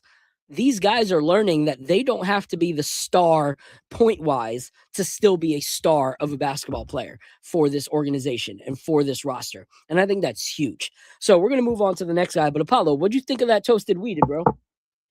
I liked it, man. It's what was the it gave me kind of a, I guess what's the a pecan or like a cashew kind of taste. Yeah. Not more like an almond, more like an almond kind of taste. Yeah, which was cool. I think it's not a lot of bite. Yeah, it's a nice balance. Yeah, it's a good pour. Mhm. All right, we're gonna pour this one up while we talk about the next player. This right here is the cigar blend, which, as you can tell from the name, pairs well with a cigar. Hey, Cigar their bourbons are pretty dark, man. I like when my bourbons are that color, Bro, man. this Makes is me so feel dark. like it has good body. Yeah, I that love looks it. dark. This is so dark. This one comes in at 115 proof. Nice. So, and this one is it's a blend of bourbon whiskeys finished in a sherry cask, then in a Madeira cask, and in a port cask. So it's got three Sounds finishes on it. fantastic. Yeah, it's gonna be absolutely delicious. This is the actual one that I did crack open on the Orlando game, and it's delicious. So, all right, so let's talk about the next guy. All right, and we're gonna talk about OG freaking Anunoby. Like, this dude put in work for the New York Knicks, not only in that Orlando game. Yes, sir. Love it. His stat line was crazy. 28 points, 1 block, 3 assists, 9 rebounds, and he played the most second most minutes. Jalen Brunson played 41. No one at me about minutes police. Okay, this was a cup championship game. These guys haven't been playing those minutes at all this season. But OG was super impressive, guys. Like, the confidence to unload the three at a beautiful and healthy clip. His defense was just on point. And that's the hard thing, is like, when you look, he went 5 for 10 from 3, which is incredible. But even though he was so great offensively, defense doesn't always tell the story when you just look at stats, So that's why when people are like, oh, well, why would OG be an all-star when he averages like 20? What, this guy averages like 30? Well, yeah, but he also does absolutely nothing on the other end, as opposed to OG, who does everything on the other end. Like, get rid of your like one-dimensional basketball player and look at the game from both sides. So, Apollo, this was your player of the game last night. Wait, who did I throw it to last on Cat? That was me. That was you. All right. So, Apollo, take the stage, because you told me this was your player of the game. Man, we don't get this win without OG, man. I think it's just the way he was playing. Of course, a lot of the guys that even the Jalen named at the end of the game, those we're not winning without those guys either. But OG was everywhere. He was everywhere. He was all over the place tonight. The past few games, it seems as though he understands his role in the system more and more every single game. You heard about it the other night which I didn't know. He reached out to Dirk Nowitzki asking him about his shooting form, and I'm It's like, the little things. It's the little what? things. Yeah, man. I'm like, yo, what is going on? And he like he said, he was asking him about every little detail. And you know, it's just the two fingers and the railroad track and all of that he was talking about. So it was good to see that he's a student of the game. Like he wants to change. He understands where his faults were, and he said, you know what? I know exactly who I'm gonna ask. I'm gonna ask one of the best shooters of all time. You know what I mean? So, OG just recently, of course, we know what he's been doing on defense. It's just the fact that now he's aggressive, getting to the basket. He's attacking, he's shooting, doing step backs and everything is starting to look more fluent. At first, when he started to do it, you can tell he wasn't really comfortable, but you know, this is free reign at this point. Like, you got it, go ahead, do your thing. But now he's starting to get more comfortable. Even when I was talking on my channel, I was talking about it a few times, and I'm like, OG's bag is a little empty every now and then. Like, he does some things, and it's like, what are you doing? But now recently, you know, he's like getting into what he's supposed to be doing, and now it's so much easier for him to get into that back a little bit. And a lot of it is just him being aggressive. A lot of guys can't jump with OG. A lot of guys aren't strong enough to deal with OG driving to the basket, giving him a shoulder bump. He's just taking advantage of what he is as a player. You know what I'm saying? And last night he showed out, man. It's the 28 points and knocking down 5 out of 10 from the 3-point line. It's just something that we didn't expect when we were when we traded for OG. So, you know, shout out to him, man. Little things that if you don't pay attention, like, you'll miss, you know, like, this guy is getting confident, and this is the perfect time to be like gaining confidence. Like, you just came back from an injury, yet you're still going full on competitive nature. You still have time to develop the things you're now trying to add to your game before playoff time. And it's already starting to look like it works, yet alone giving it time between now and the playoffs. Like, his off the dribble 3-point shot now. Like, it's not just a catch and shoot. Like, he'll dribble, he'll step back, he'll fake his defender, dribble, shoot, adding to his mid-range game. Like, adding the mid-range is huge, because now Mikal is not the only full-on threat from the mid-range. Now you got players that are going to shoot from everywhere. You get him, Mikal, and Clarkson on the court at the same time. That's 3 guys that can throw it up from any single part of the court, you know, like on the offensive end. They can shoot the 3, they can hit the mid, they can drive it, you know, like, whatever you throw at us, we can maneuver around that. And that was one of OG's limitations, was if they guard him, he's not going to dribble away from them, you know, like, it's they're there, it's done. Or there's a defender there, he's going to give it up. No, he might not. He might take a dribble or two and then shoot it in your face. Like, that is huge growth from OG Anunoby. And so I'm going to play a little clip for those of you guys who might not have known what Apollo was talking about when he was talking about Dirk Nowitzki, because this, to me, shows a true competitor. Someone that really, really wants to win, someone who is a student of the game. Too many people get to the NBA level and all of a sudden they don't want to be students. They're the ones that know all, you know, and they stop growing. Someone I think that is straight up LaMelo Ball. Like, I feel like his ceiling has been his ceiling since year 2 in the NBA, and he's not getting any better, and the game is passing him by. But when it comes to OG, you don't see that. So let's watch this clip of him where he talked to Dirk Nowitzki, one of the greatest shooters, who is also a big, getting some advice from Dirk. More about shooting. So last year he reached out to me and I wanted to know a few details. So I'm going to show you guys what I told him here. If you want to hold the mic. What you taught OG. I got you. I'll give you my mic. All right, walk us through it. So he just wanted to know every little details about feet, about positioning of the hands, of breathing, of where the eyes go. So he asked me all sorts of questions. One main thing that I told him about is the finger position on the ball. And I like to, when I shot the ball, I like to spread my fingers as wide as I could. And I wanted the pointer and the middle finger were the last 2 to touch the ball. That way you almost build like train tracks. And the ball should always go straight. You should never miss left or right. Muted. You're on mute. That to me is crazy.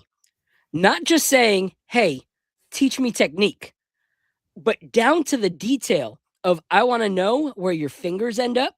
I want to know where your feet are positioned, and I want to know what your eyes are looking at. Are they looking at the basket? Are they looking at your position of your hand? Are they looking at your opponent?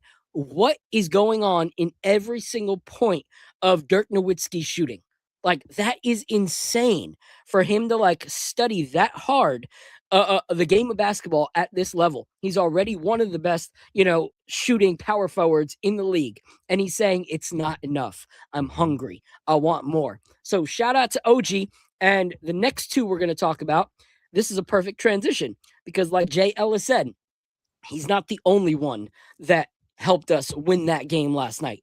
And what's great about your captain is when your captain also knows that there needs to be more recognition than just himself. And so I'm going to play this little clip right here. Can I say something before I answer your question? All right. And let's see. Is it sharing? All right. So I want to show you guys. This happened right as soon as the game was done. All right. In the fourth quarter, this was my tweet. All right. My two tweets. Clarkson and Mitch are balling out right now. OG been magical all night. And then at this pace of growth, Kolak can retire as a Knicks in my book. All right. And then within 20 minutes of those, maybe even 10 minutes, because it was the fourth quarter, you get this from the captain. Of course. OG Anunoby, Tyler Kolek, Jordan Clarkson, Mitchell Robinson, they play their ass off tonight. Now, without them, we don't win this shit. We don't win this. They play their ass off tonight, so yeah. He said that's why he's our captain. Yo, Josh Hart is hilarious, bro. All right, we're going to talk about Joshy in a little bit. Josh. Anyway. Josh. But let's talk about those guys. All right, I'll throw it to you first, Al. I want you to talk about Mitchell Robinson's impact in that game. Oh, man. So I knew coming into this game that this was going to be a huge game for Mitch, right? Because Mitch was obviously going to get the Wemby assignment. And boy, did he show up, man. He showed up. He 15 rebounds in 18 minutes is insane. 10 of those offensive rebounds. Like, come on, man. 2 dirty blocks. He got a steal. I mean, you couldn't ask for anything else. He didn't miss a free throw. Like, you can't ask for much more from Mitch. Like, so master class from Mitch, man. He showed his every words for us, man. Like, we can't. I think I'm on the don't trade Mitch ever train. He clearly impacts winning, man, and he can take us far, man. Yeah. So one thing I want to say about Mitch is my friend Dylan put up a quote, a tweet, which was pretty incredible. He said, at this rate, Mitchell Robinson would have gotten 30 rebounds in 36 minutes. Like, if you put him in regular like playing time, which is crazy, because some people could be like, nah, if he played that long, the effectiveness would go. No, it wouldn't. Like, that's the thing about Mitchell Robinson. The effectiveness would not have gone down. I did want to pull out Al's Twitter fact check moment of the night. Mitchell Robinson did not miss any free throws. You are correct. And that's because Mitchell Robinson did not shoot any free throws. So, yes, he went 0 for 0. No missed free throws last night because he didn't take any. I thought that was a funny stat when you're like, he didn't miss any free. I'm like, I don't think he knows that he didn't shoot any. But, incredible game by him, like, held it down, like, just a great job. And even when he got those 4 points were when we needed 4 points. Like, it's cool to see that Mitch is hungry to be part of the offensive, scheme of things, but he doesn't force it. Like, he knows when it's time to play both hats and when it's time to just be that defender and rebounder. And so incredible game by Mitch. The next guy I want to give it up to is Jordan Clarkson. Like, Jordan Clarkson needed this game. Like, he really needed this game. He was starting to feel like he was in a slump. You could see in the last few games, every time he missed the shot, a certain 4-letter word was coming out of his mouth very, very easily because he was so frustrated in every missed shot, whether it was a free throw, a 3-pointer, a layup. He was just so mad. And people were like, oh, trade him. And I'm like, yo, you guys can't say he's a human torch and that, when he gets hot, and celebrate it when he's hot. And then when he's not, be like, oh, well, like trade him. Like, that's not how how he works. But I was very, very pleased with his game. So, Swanee, what was your thoughts on Jordan Clarkson, especially in that redemptive fourth quarter? Man, I want to say that Jordan Clarkson really did his thing in that fourth quarter. At that point in the game, but when that fourth quarter started, we were down 5. Jordan Clarkson went off at the perfect time. They started with that little floater that he shot. He missed. He got an offensive rebound. He went back up. He got 2. They went down the court. They came back. OG shot from the corner. He missed.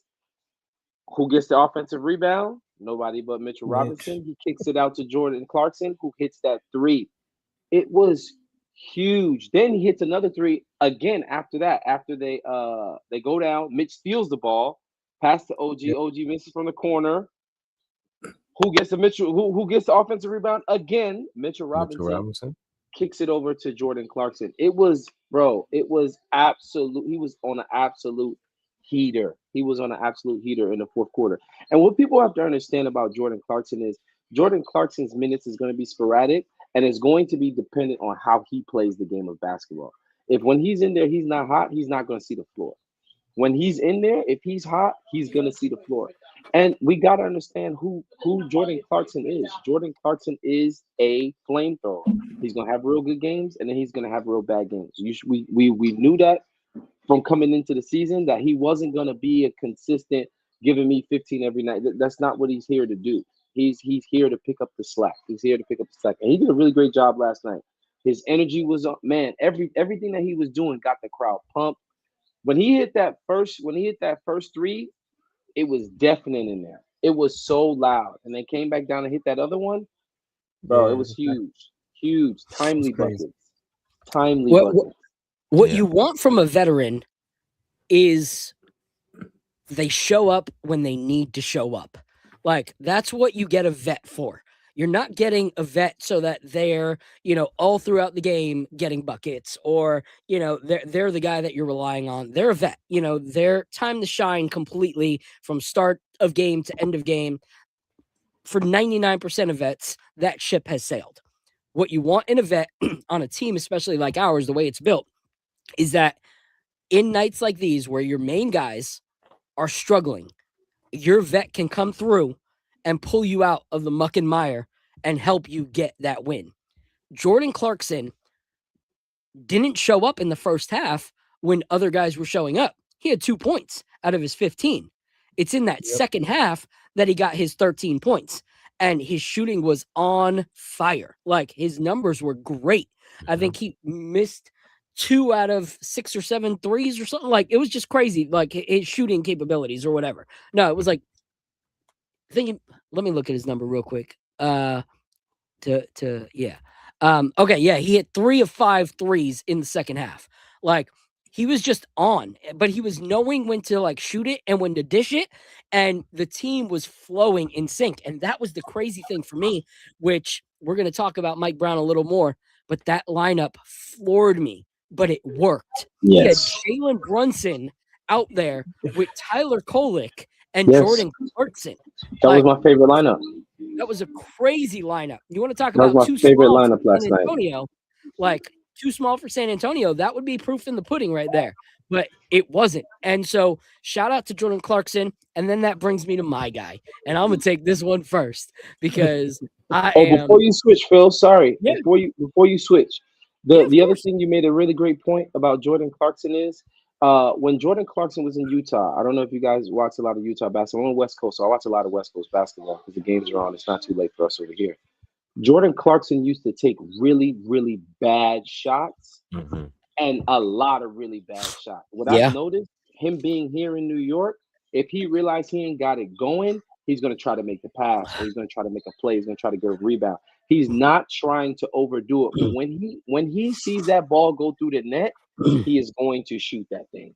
And I appreciate that, because Jordan Clarkson is going to win us some very important basketball games. That's a great point.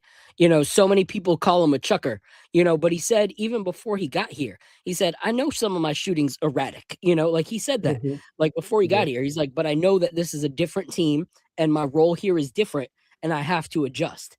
And for someone that was the way he played his game for as many years as he has, and he's been able to adapt and have games like he did last night, you gotta raise your hat to him. Like, you have to go, okay, old dogs can learn new tricks and they can light you up as they do so. So shout out to Jordan Clarkson. I was really happy to see that performance from Jordan Clarkson, because when we started this pod, we were talking about the Orlando game, and one of my observations from that game was, we didn't get to talk about this, was that might have been Jordan Clarkson's worst game as a Knick.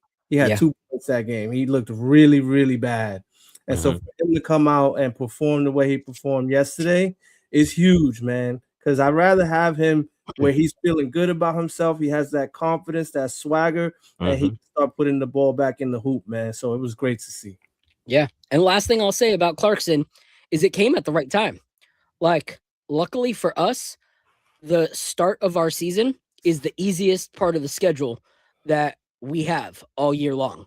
So for him to start coming into like his own at this point in the season, before we start playing some of these crazy games and we start doing a lot of these West Coast road trips and everything like that, this is the perfect time for Jordan Clarkson to, come into his own and start contributing to the Knicks. So shout out to Jordan.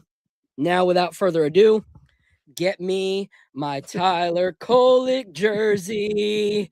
Like, delete me. I'm putting this out there right now. Delete me if you're putting any Kolek, trades up on your Twitter. Like, don't do it. Like, don't do it. For me, this is one of those guys that has shown such rapid progression this year in his growth. It's insane to watch. Like, to go, oh, he's a cone, to now looking at him and going, he's actually one of the best defenders that we saw in that stint of play. The way he fights through screens, the way he can read around, the way that he's predicting the screen is coming and goes around the defender. Like, he does not quit. He is a fighter and he wants to get better and better and better. And so he's the kind of guy that I look at this roster and I say, a lot of these guys that we have are win now guys, like on timeline. But what about when that timeline is done? What's next? To have a guy like Tyler Kolek as your what's next on your roster is incredible. Like, especially because we don't know the status of what's going to happen with Miles McBride, like once his contract is up for renewal and everything like that, so to have Tyler Kolek on this rookie contract and be able to say, he's not just our right now, he's our tomorrow. Like, that is huge. And so for me, I said this earlier in the season, me and Apollo were talking about Tyler. I consider this Tyler Kolek's rookie year, to be completely honest, because he was not able to play under Tom Thibodeau and develop. And if he would have developed at this rate last year, imagine what he would be for us right now this year. Like, he's already ridiculous for us this year. So imagine what he could have been. So for me, Tyler Kolek was my player of the game. And the reason is because his shot selection was on point. Just 11 points, but only 15 minutes. And 4 for 6, 1 for 2 from 3. Was able to also, at his size, get 4 rebounds, 3 assists. Like, you want to talk about like how Mitchell Robinson is able to get so many boards, per short minutes. That's Tyler Kolek with his assists. The Tyler Kolek goggles are incredible. Being able to see what this kid sees on the court is insane, because we can see it and be like, oh, so-and-so's open. But when you got a guy that's like 1.5 feet taller than you guarding you, and you're still able to see that in the heart of the game, like, that's incredible. So Tyler Kolek to me was super impressive last night, super impressive night in and night out. So as soon as I sell my townhome, the first thing I'm doing is buying a Tyler Kolek jersey because it needs to happen, because I don't want him to be traded, and I will fight whoever I got to fight in the front office to make sure that doesn't happen. Shout out to my guy, Regular Joe. Great win last night. It's time to turn our attention to the real trophy. Facts. We're gonna do this. Jay Ellis said, I took him out of my trade machines, Phil. You know, Jay, I appreciate the humility and everything you're doing, bro. He said, I was looking for the cap, a Kolek Hive T-Link. It's gonna come. We're gonna create that. Cop. He meant Cop. Oh, Cop. Yeah. Cop. Yeah. We're definitely gonna get that. Can I just say something about Tyler Kolek, man? It's the kid is so the confidence that Mike Brown instills in this kid just by giving him, especially you sat Josh and Mikal for extended minutes. Thank you, Apollo. To keep this kid out there playing. He played 20 minutes. Bro, he played serious minutes last night. And I had no problem with any minute that he was out there. He didn't look like he was a step slow on defense. He didn't look like he was a cone at all. All the problems we said we had with Tyler Kolek, he cleared it up last night. Every single one. And to see him do that on that stage, it's come on, bro. At this point, anyone who is defending Tibbs, I'm so sorry to bring his name up, guys. I'm so sorry. I'm so sorry. But at this point, to have like Jay Ellis said in the chat, I'm not going to pretend like he was a good defender last year. He was not. We're not going to act like he was.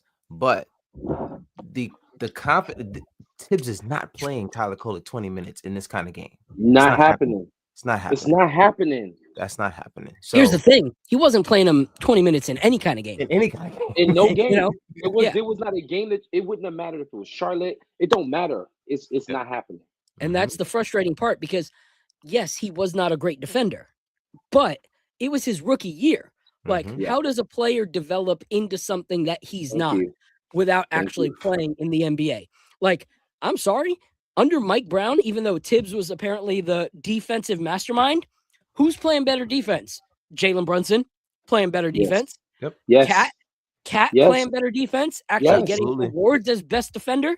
Absolutely. Like Jordan Clarkson playing better defense. Like all of these guys are playing better under Mike Brown, who is apparently the offensive mastermind. And what are we going to do about defense? Well, guess what? He's come here and he's revolutionized both ends of the court for the New York Knicks. And Tyler Kolek is showing like, hey, if someone actually invested in me last year, this could have been me then, because he's hungry. Like some rookies, I think some rookies come into the league thinking that they're good enough on both ends that they don't grow, even if they're great. You see how many like top 5, top 10 players that end up fizzling out within a year or two, and you're like, man, that was a complete bust. You want to know why? Because they came into the league thinking that they were everything that the NBA needed, instead of thinking the NBA has something that I need. And so Tyler Kolek is a student of the game, just like we talked about OG. And so you can't teach basketball vision, but you can teach, what you do with your skill sets, how to develop those skill sets. And Tyler Kolek has the harder one, which is the IQ and how he sees the game. And now he's polishing the things that need to be polished. And he looks like a freaking 4-year player instead of second year who played maybe 3 minutes a game when it was dead time last year. So shout out to him. Before you move on, I got 2 points I want to make about Tyler Kolek. Well, the first point I wanted to make, it goes back to, I'm not going to say his name, but in order to develop a player in something, I can't develop. Real quick. Tibbs is like Voldemort. Like, no one wants to say his name. The coach that cannot be named. He's getting no recognition from me. So all of last year, one of the biggest things that I used to complain about was, how are you sending players to the G League to prepare them for the NBA? Those people are in the G League because they are not ready for the NBA. So I'm going to send someone who's not ready for the NBA to a league full of people who's not ready for the NBA. Somebody help me make that. Please help me make that make sense, because it makes zero sense. If I want to develop a player for the NBA, he has to get minutes within that level of play. If he's not playing versus people that are of that ilk, he's not going to learn what needs to be learned, man. He's going to go down there, he's going to dominate, and he's going to come back and he's going to look the same. It's not going to be an effective thing to do. He's gotten, and if you've noticed his progression, it started off with real small spot minutes, but he started doing the little things, moving his feet, playing defense, taking charges, making the right making the right pass. It's the little things that started to instill more and more confidence with Mike Brown in putting Tyler Kolek into those situations where he's like, you know what, I trust this kid. And last night, man, we were going absolutely bonkers watching Tyler Kolek. Tyler Kolek, and then I'm gonna finish it here. One, he's a competitor and he's a student of the game. He has great vision, and you put him to learn behind someone like Jalen Brunson. You put him to learn behind somebody as skillful as and you can watch his development within the offensive package of his game. He has a lot of Jalen Brunson type of moves in his bag now. And the thing that he has that Jalen doesn't is that court vision, the passes. So he'll go to make a move, and you have to bite because he's going to shoot. And he'll give that ball. He'll make the right pass, man. I love it. I love it. I love it. I love it. I love what he's been doing. I love where he is as a player, and I hope his confidence continues to grow, bro. Love Tyler. And you pretty much took the words out of my mouth. Like, Tyler Kolek, if you want to define Tyler Kolek's playing style this year, he is a straight up sponge. Like, he is looking at the players around him, and he is figuring out what things are healthy in their game that he needs to add to his own. So like you said, some of the ways that he takes it to the basket, the way that he gathers the ball, the way that he uses his body, how he positions himself, very Jalen Brunson-like. The confidence, Jalen Brunson. Yep. The confidence when he shoots the three, very Miles McBride-like. Like the way that he just steps into it, doesn't overthink it, just shoots it. He knows it's going to go. Like, that is very him, defensive-wise. Yes, getting into the passing lane. Miles McBride and going, okay, he's a small guy. This is how he does this. I'm going to do this. So he's a sponge. Like, he's doing everything that you would want from a player. And you just got to tip your hat off to him. Like, he is seriously incredible. You know what's the other thing? Sorry, the last thing I'm going to say. The other thing last night, when he took that offensive foul, even though they challenged it and it was overturned, when he took the offensive foul, the energy that he brought to the team when he was willing to sacrifice his body to make that play was insane, bro.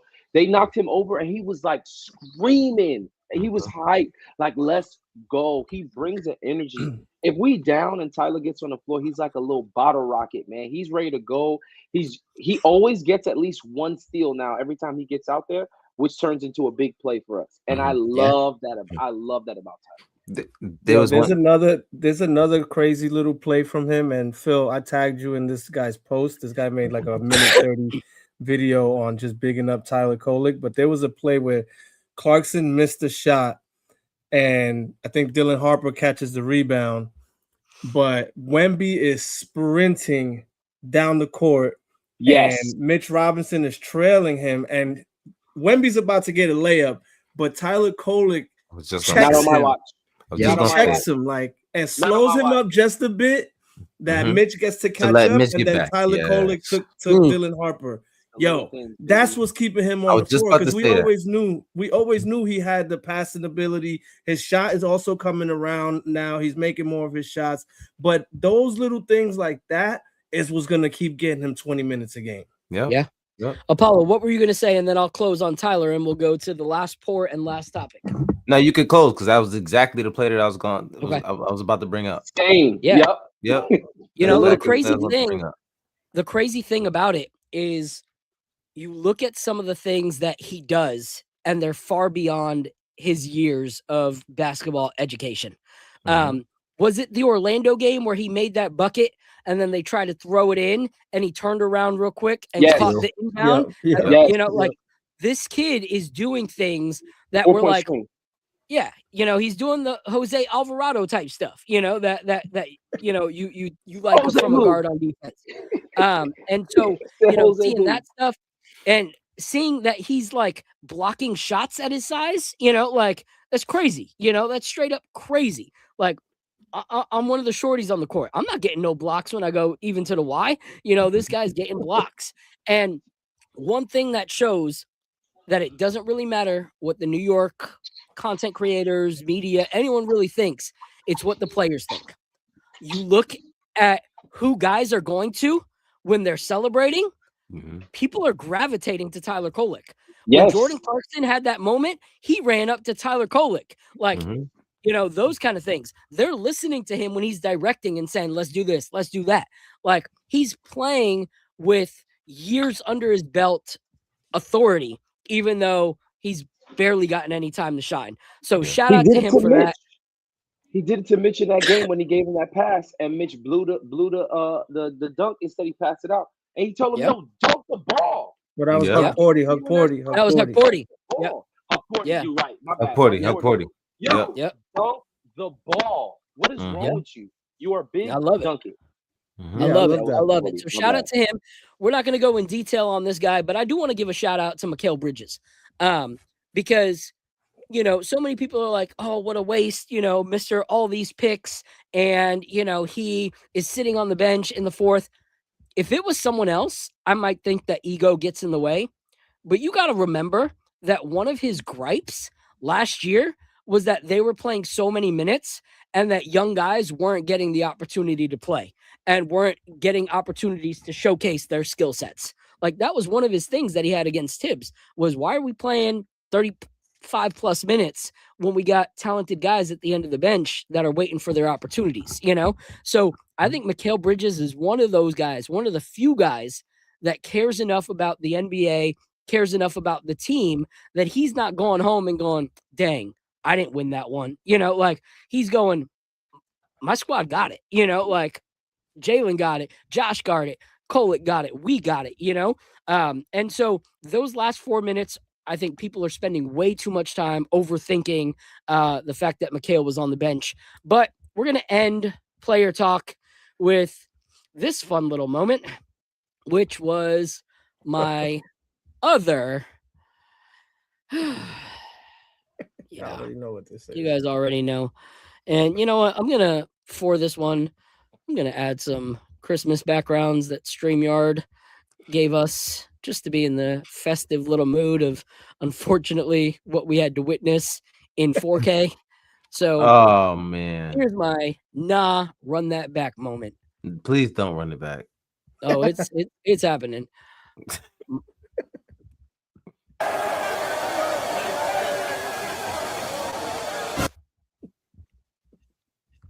What in the living daylights? Look at Jalen. Jalen did not. Jalen was livid, bro. Look at the zoom in is crazy. That zoom in's crazy. And the fact that he didn't the fact that his tweet was like, dang, really in 4K? Like, that joke was, it's crazy. Like, to me, I gotta wonder what Jalen really thought of that. Like, you were celebrating one of the biggest moments of your career, and your homie decides that he's gonna go digging, you know, for brown gold. Like, that's crazy. Yeah, that's violation, bro. He violated him. He kind of did violation. He violated him, bro. Like, that was crazy. And we're not gonna give it too much time. We just had to highlight it because how do you not? I look at it from a different perspective, right? I look at it from this perspective. Your teammate is comfortable enough with you to do something like that to you when we won a game. Now, mind you, however you may feel about it, that says to me that we have a locker room that's a lot closer than people actually think.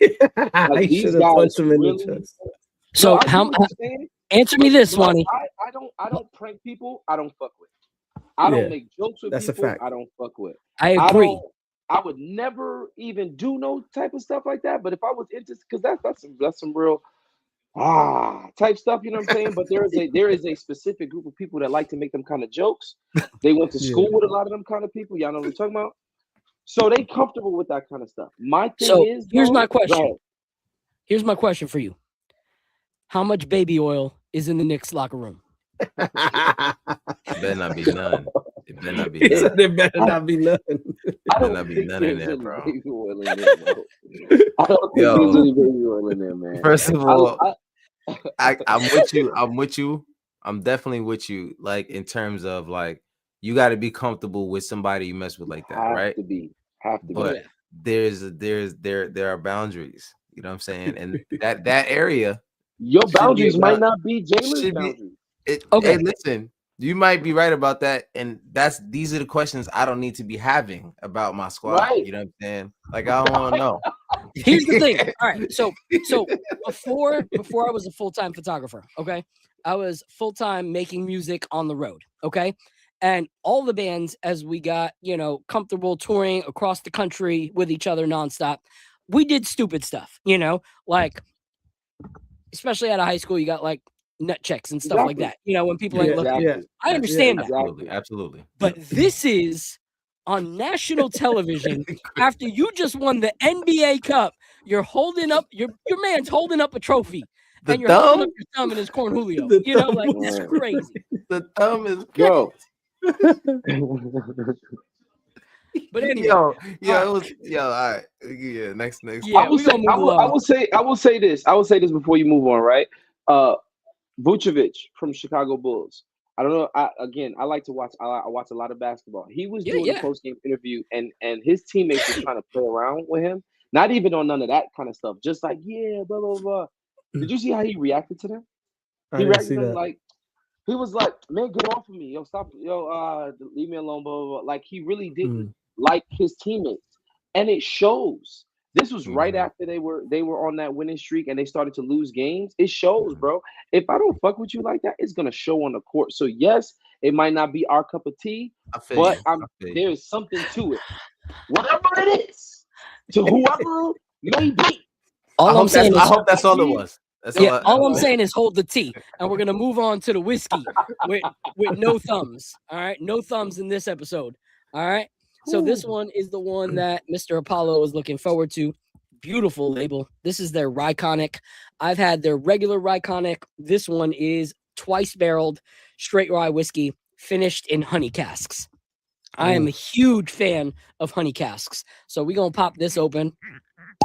Woo! I love that sound. It's a beautiful sound. And what I love about this brand is a lot of people, like when they partner on the show, no offense to some brands, but they're like, hey, we'll send you bottles. We'll send your, co-host samples. And I'm like, come on, or they'll just send me the bottle. And then me and Apollo got to play like mailman, and I got to get them samples or drop them off somewhere when I'm in North Carolina.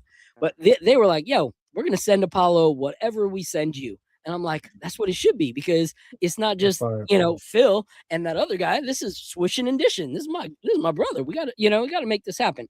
So shout out to King's family once more. All right, so let's talk. Whatever, Joe. What? Joe's in the chat talking trash about me. Man, leave me alone, Joe. You so regular, Joe. Shout out to my shout out to my guy. That's one of my co-hosts for my show. He's just messing with me. So yeah, he's just giving you a hard time. So shout out to Mike Brown. That's all I'm gonna say on that topic, because it is 10:12. We're gonna get done by 10:30. But shout out to Mike Brown. I'm seeing the changes. I'm loving it. Thank you for what you're doing. Appreciate you. What we're going to end on is the rest of the season. All right. So there was a lot of talks, trades and stuff like that. Like, are we still exploring? Do we still explore? Do we still see what's available? If so, what kind of piece do you think that we need? I saw, thank you so much. Chase Stacks, appreciate you for the $4.99 super chat. Y'all in the chat, feel free to drop any super chats you want. We have no problem taking super chats, but also there's another way as well, which is buy me a coffee, where YouTube's not able to completely steal all of our money. And that's at the top right there. Anything you guys contribute pretty much goes right back into the show. We don't make no money. We just have fun with the Knicks. We're not, doing this to pay the bills. Maybe one day we'll see how it goes. But anyway, he said, how do y'all feel about a Knicks OKC finals? So we'll talk about that once we talk about if we think we need to still make any adjustments for the rest of the season now that trades are available and can be on the table. I'll go with you first, Apollo. I'm sorry, I was reading the chat. Say that part one more time. Do you think there's any trades to make? If so, big, small, do we still keep ourselves open to all possibilities? What do you think? I think, especially winning the way we did and seeing how these guys came together as a unit, I think you chill out. You know what I mean? Especially any big trades, because you're gonna have to make a big trade in order to get one of those guys, like the Giannis's of the world. So I think I think we're gonna chill out right now. Yabusele though, we might have to, you know, I don't know, man. It's not working out. I don't even think he played last night. So DNP. yeah, man, it's not looking good. It's not looking good. I expected more from Yabusele. I'm not upset at him. I just don't think he fits the system. I think this is just a lot that he doesn't understand. Mike Brown did mention that he and Cat, we're gonna have the hardest time to adjust out of everybody, because since they were playing at the 4, they have to run, guard 1 through 4 and run 1 through 4 things and stuff like that. And since now that it makes sense that Cat has been playing a lot better recently, because he's been playing the 5, and you push Mitch back to the secondary unit. This way, you keep Cat at the 5, and he doesn't have to run that 1 through 4 thing, which makes it a lot easier for him to do what he has to do. But it's not working for Yabu. And when you have a guy like Kolek come off the bench and play 20 minutes over him, and you're effective doing so, and you're making more than him, it just doesn't. You got to make a move. You got to make a move. Unfortunately, so shout out to Yabusele. He's not a bad player. I just don't think he matches. But I think that's a move that they should consider making at some point for like some kind of wing off the bench. Yeah. Shout out to Xavier. He said, I was today years old when I realized Phil all caps was the double entendre. Yeah, bro. It's all about wordplay, bro. All about wordplay. He's a rapper, man. I'm a rapper. What do you expect? But one thing I'll say about Yabu, to get a DNP the day before your birthday in the NBA Cup, that hurts. That says something. That definitely says something. I'll go to you first, Al, and then Swanee. What are your guys' thoughts on rest of the season? Do we look at entertain trades? Do we stay put? What do you think? Mr. Al from Harlem. All right. So I don't think we need to make a big trade. Earlier in the pod, we also spoke about the 180 that the starting 5 lineup has made, right? Last year, they were really bad. This year, all of a sudden, they're really good. And we gave a lot of credit to Mike Brown, but the other part of that is they just had a whole year of a regular season to like gel and build chemistry. They finally got a training camp this year. Last year that they made the trade for Cat and he didn't get to participate in training camp.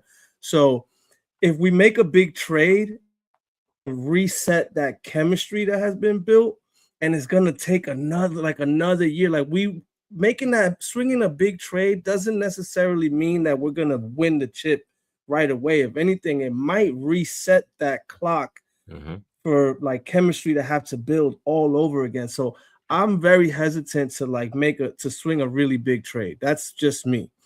I know people like the sexy names and all that stuff, but I don't think about it that way. I think we do need to get a wing. We need to get some height. I'm one of those guys that's constantly complaining about how small we are. So I say some things that are not popular. Like I'm okay with trading Deuce because Deuce is 6'2", 3-and-D guard. Like we need to get taller. I would like for us to swing for Dante DiVincenzo. He's not that much taller, but he is taller. But if not Dante, I think we need to target somebody like 6'8" and up, like a Herb Jones. Like we need that type of player. But those players they cost a lot. So I don't know if that trade is out there for us to make. But those are the trades that I would like. I really would like Dante back. If not Dante, then I think I just want to shoot for somebody that's 6'8" or better that can give us some height. Yeah. The only thing I'll say, regular Joe said it resets the chemistry and it will most likely reset the depth that we built. The depth, yep. The only trade when it comes to like a guard out of the people that you said that doesn't necessarily do that to is Dante. Because most of the players outside of Cat have played with Dante from college or in the NBA. So there's a lot of familiarity already there. But some of the others could, ruffle some feathers. If the Knicks are going to continue with Miles McBride, I say lock him in. Like I think he's incredible. But the question is if, especially on the 3-point shooting streak that he went on right before his injury, like that's just boosting up your value. Like, are the Knicks going to be able to give him enough of what he wants? That's the big thing that, we have to realize with the contracts we have is do we have enough to retain the players that are actually developing? And so we have to go from there. But Dante is somebody that to me, is always welcome back in a Knick uniform. I think in order to be a Knick and back with his guys, he would compromise, on like longevity pricing and stuff like that. I just don't see if that's actually going to happen because, if you're looking at the trade, how does Minnesota feel about the trade right now? They just watched us win the cup. My friend Ari posted, if watching the Knicks and Cat win the NBA Cup last night wasn't enough for you, the T-Wolves and Grizzlies are on NBA TV right now, and Julius Randle has 6 points, shooting 3 from 11. So you got to go, do they feel like they got the low end of the stick? And if they do another trade with us, like, is it going to cost us more than we'd be able to, meet? But Swanee, what are your thoughts on trades? So here's my problem with trades. I think it starts with this is a new coach and this is a new team. I think that a lot of people are impatient. For instance, leave it up to Knicks fans. We trade Kolek before we get to see this version of Kolek. If we could start making trades from the beginning of the season, you leave it up to Knicks fans, Tyler Kolek would be gone, Mitchell Robinson would be gone. We'd have a bunch of people that we don't know trying to reset that chemistry. So to me, I think that we have to be patient. We have to be patient. This team, it's a new coach with a new system. Kat even said that it's difficult. It was difficult for him to understand where he really fit in with this offense, like what he's supposed to do, where he's supposed to go. But now we're starting to see strides. I've never seen Kat since he's been a New York Knicks since last season play defense the way he's been playing defense this year. And that only comes. It's like last 4 games, not even this year. Yes. Thank you. That he's getting more and more comfortable in the system. So I think people just need to be patient with the team and allow the team to continue to develop. I don't like messing with chemistry because I feel like chemistry is something that you cannot buy. You cannot. I don't care if you're the richest owner. Case in point, richest owner in the NBA has probably the most expensive roster there. And them motherfuckers can't win games like we can win games. Yep. And they got all the star-studded people. Yep. Granted, they may have some injuries, whatever. But chemistry is something, as a coach, I have never coached on that level, so y'all chill out. But what I am trying to say is some of my favorite teams haven't been my most talented teams. They have been my most close-knit teams. Teams that love playing with each other, teams that love playing for each other. That is something that I don't like to mess with. And Josh has proven that they like playing with each other. Bro, Hey. But this team really enjoys when you see every time somebody makes a basket, the entire bench is up. I watched that last night. That bench didn't sit down that entire fourth quarter. They were up, they were yelling, there's not a soul sitting down. Mind you, when that fourth quarter started, there were starters sitting on that bench. They were not starters in the game. They were starters sitting on that bench watching the team play. And they were excited for the plays that were being made by the players that don't start the game. You can't mess with that. I think we got to just let it ride for a little bit, nurture it, continue to let them develop, get used. We still, what y'all don't understand is they're asking for players, and we still got Shamet and Deuce McBride out. We still got Shamet and Deuce McBride out. So we have some depth that's missing right now, y'all. So it's one of those things where if like what I like about this team is it's not always the same person that's gonna go off any given night. Jalen's gonna do his thing. We know that. You're gonna get an OG game, then you're gonna get a Mikal game, you're gonna get a Clarkson game, you're gonna get a Kohler game. There are so many pieces on this team. The Shamet game. There's so many pieces. The Deuce game. There's so many players on this team that have the capability to go off on any given night. And they're so together that if it's not my night, feed the man whose night it is. You cannot buy that. You cannot buy that, bro. You cannot buy that. So I say leave it alone. Let them continue to figure this out. I'm telling y'all, by the time money time roll around, like real basketball playoffs, we gonna be jumping on our couches, standing up, running around our houses, going crazy with the way they're gonna be playing. It's just be patient. That's what I think. Just be patient. Yeah, I agree with you guys. I don't know if you guys ever saw one of my favorite movies, Kevin Wendell Crumb, that movie Split. You ever No, I seen didn't that? see it. I didn't see it. It's one of the Love best. that movie. Insane. Love that movie. One of the best acting like performances I've ever seen in my life. Like that's up there with me and like Memento and like some of those hard hitting films. He played like 6 roles in one movie. 6 different roles. So it's this guy. He in his mind he has all these split personalities, but when he becomes that person, it's the most convincible thing you'll ever see. Like he is that person, and nothing can tell him different. And is that the guy that played from the main character from Wanted? Yeah, I think so. Yes. The one with the bullet yeah. curving. Okay. I know what you're talking about now. Yeah, yeah. Brother. So that man he plays a woman, and you think he's a woman. Yeah, that's wild. That's crazy. Wild. That's stellar crazy. performance. And I say that to say that in the times where I was exploring Karl Anthony Towns for Giannis trades, it's because I felt like that's what I was getting with Cat on the court. Is you did not know which personality was going to show up. Like it was night in and night out. It was just like, what is going on? I saw that you could do this yesterday and you did it in excellence. Now you can't do that at all. What is happening? And it's so frustrating.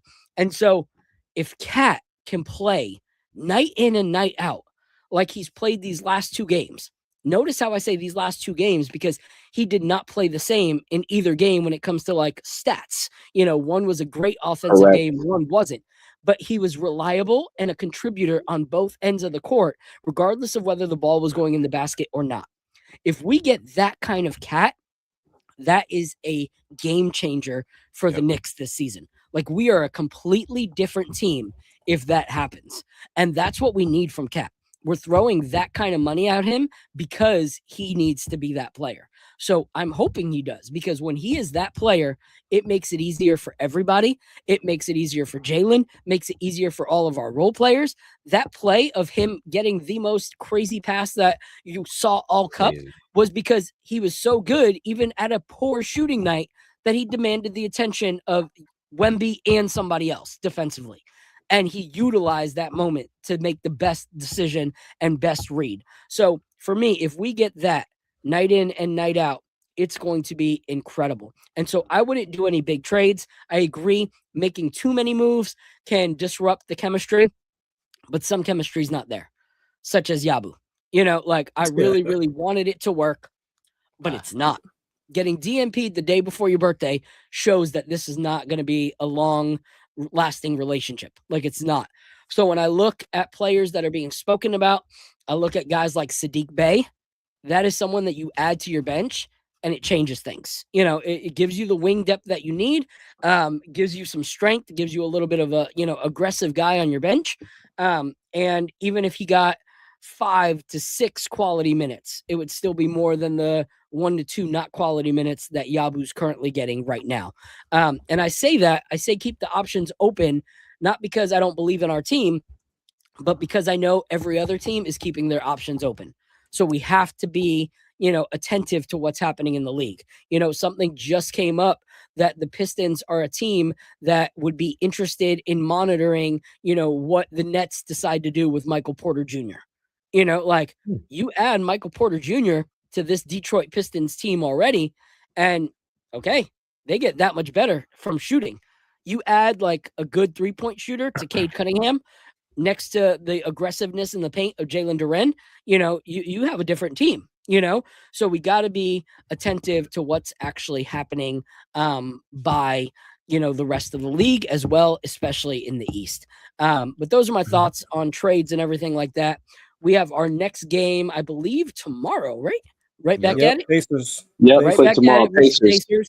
I don't think We're anybody. probably going bare bones on that team. I don't think Mitch plays. I don't think Cat plays. I don't think Josh Hart plays. I don't think they any of play. them play. I think It's a Diawara gets back-to-back some too. minutes. What? It's a back-to-back too. Yeah, it's a back-to-back, and we have a whole bunch of guys that have come out as questionable. I think that's because Mike Brown is a genius and isn't going to play those guys.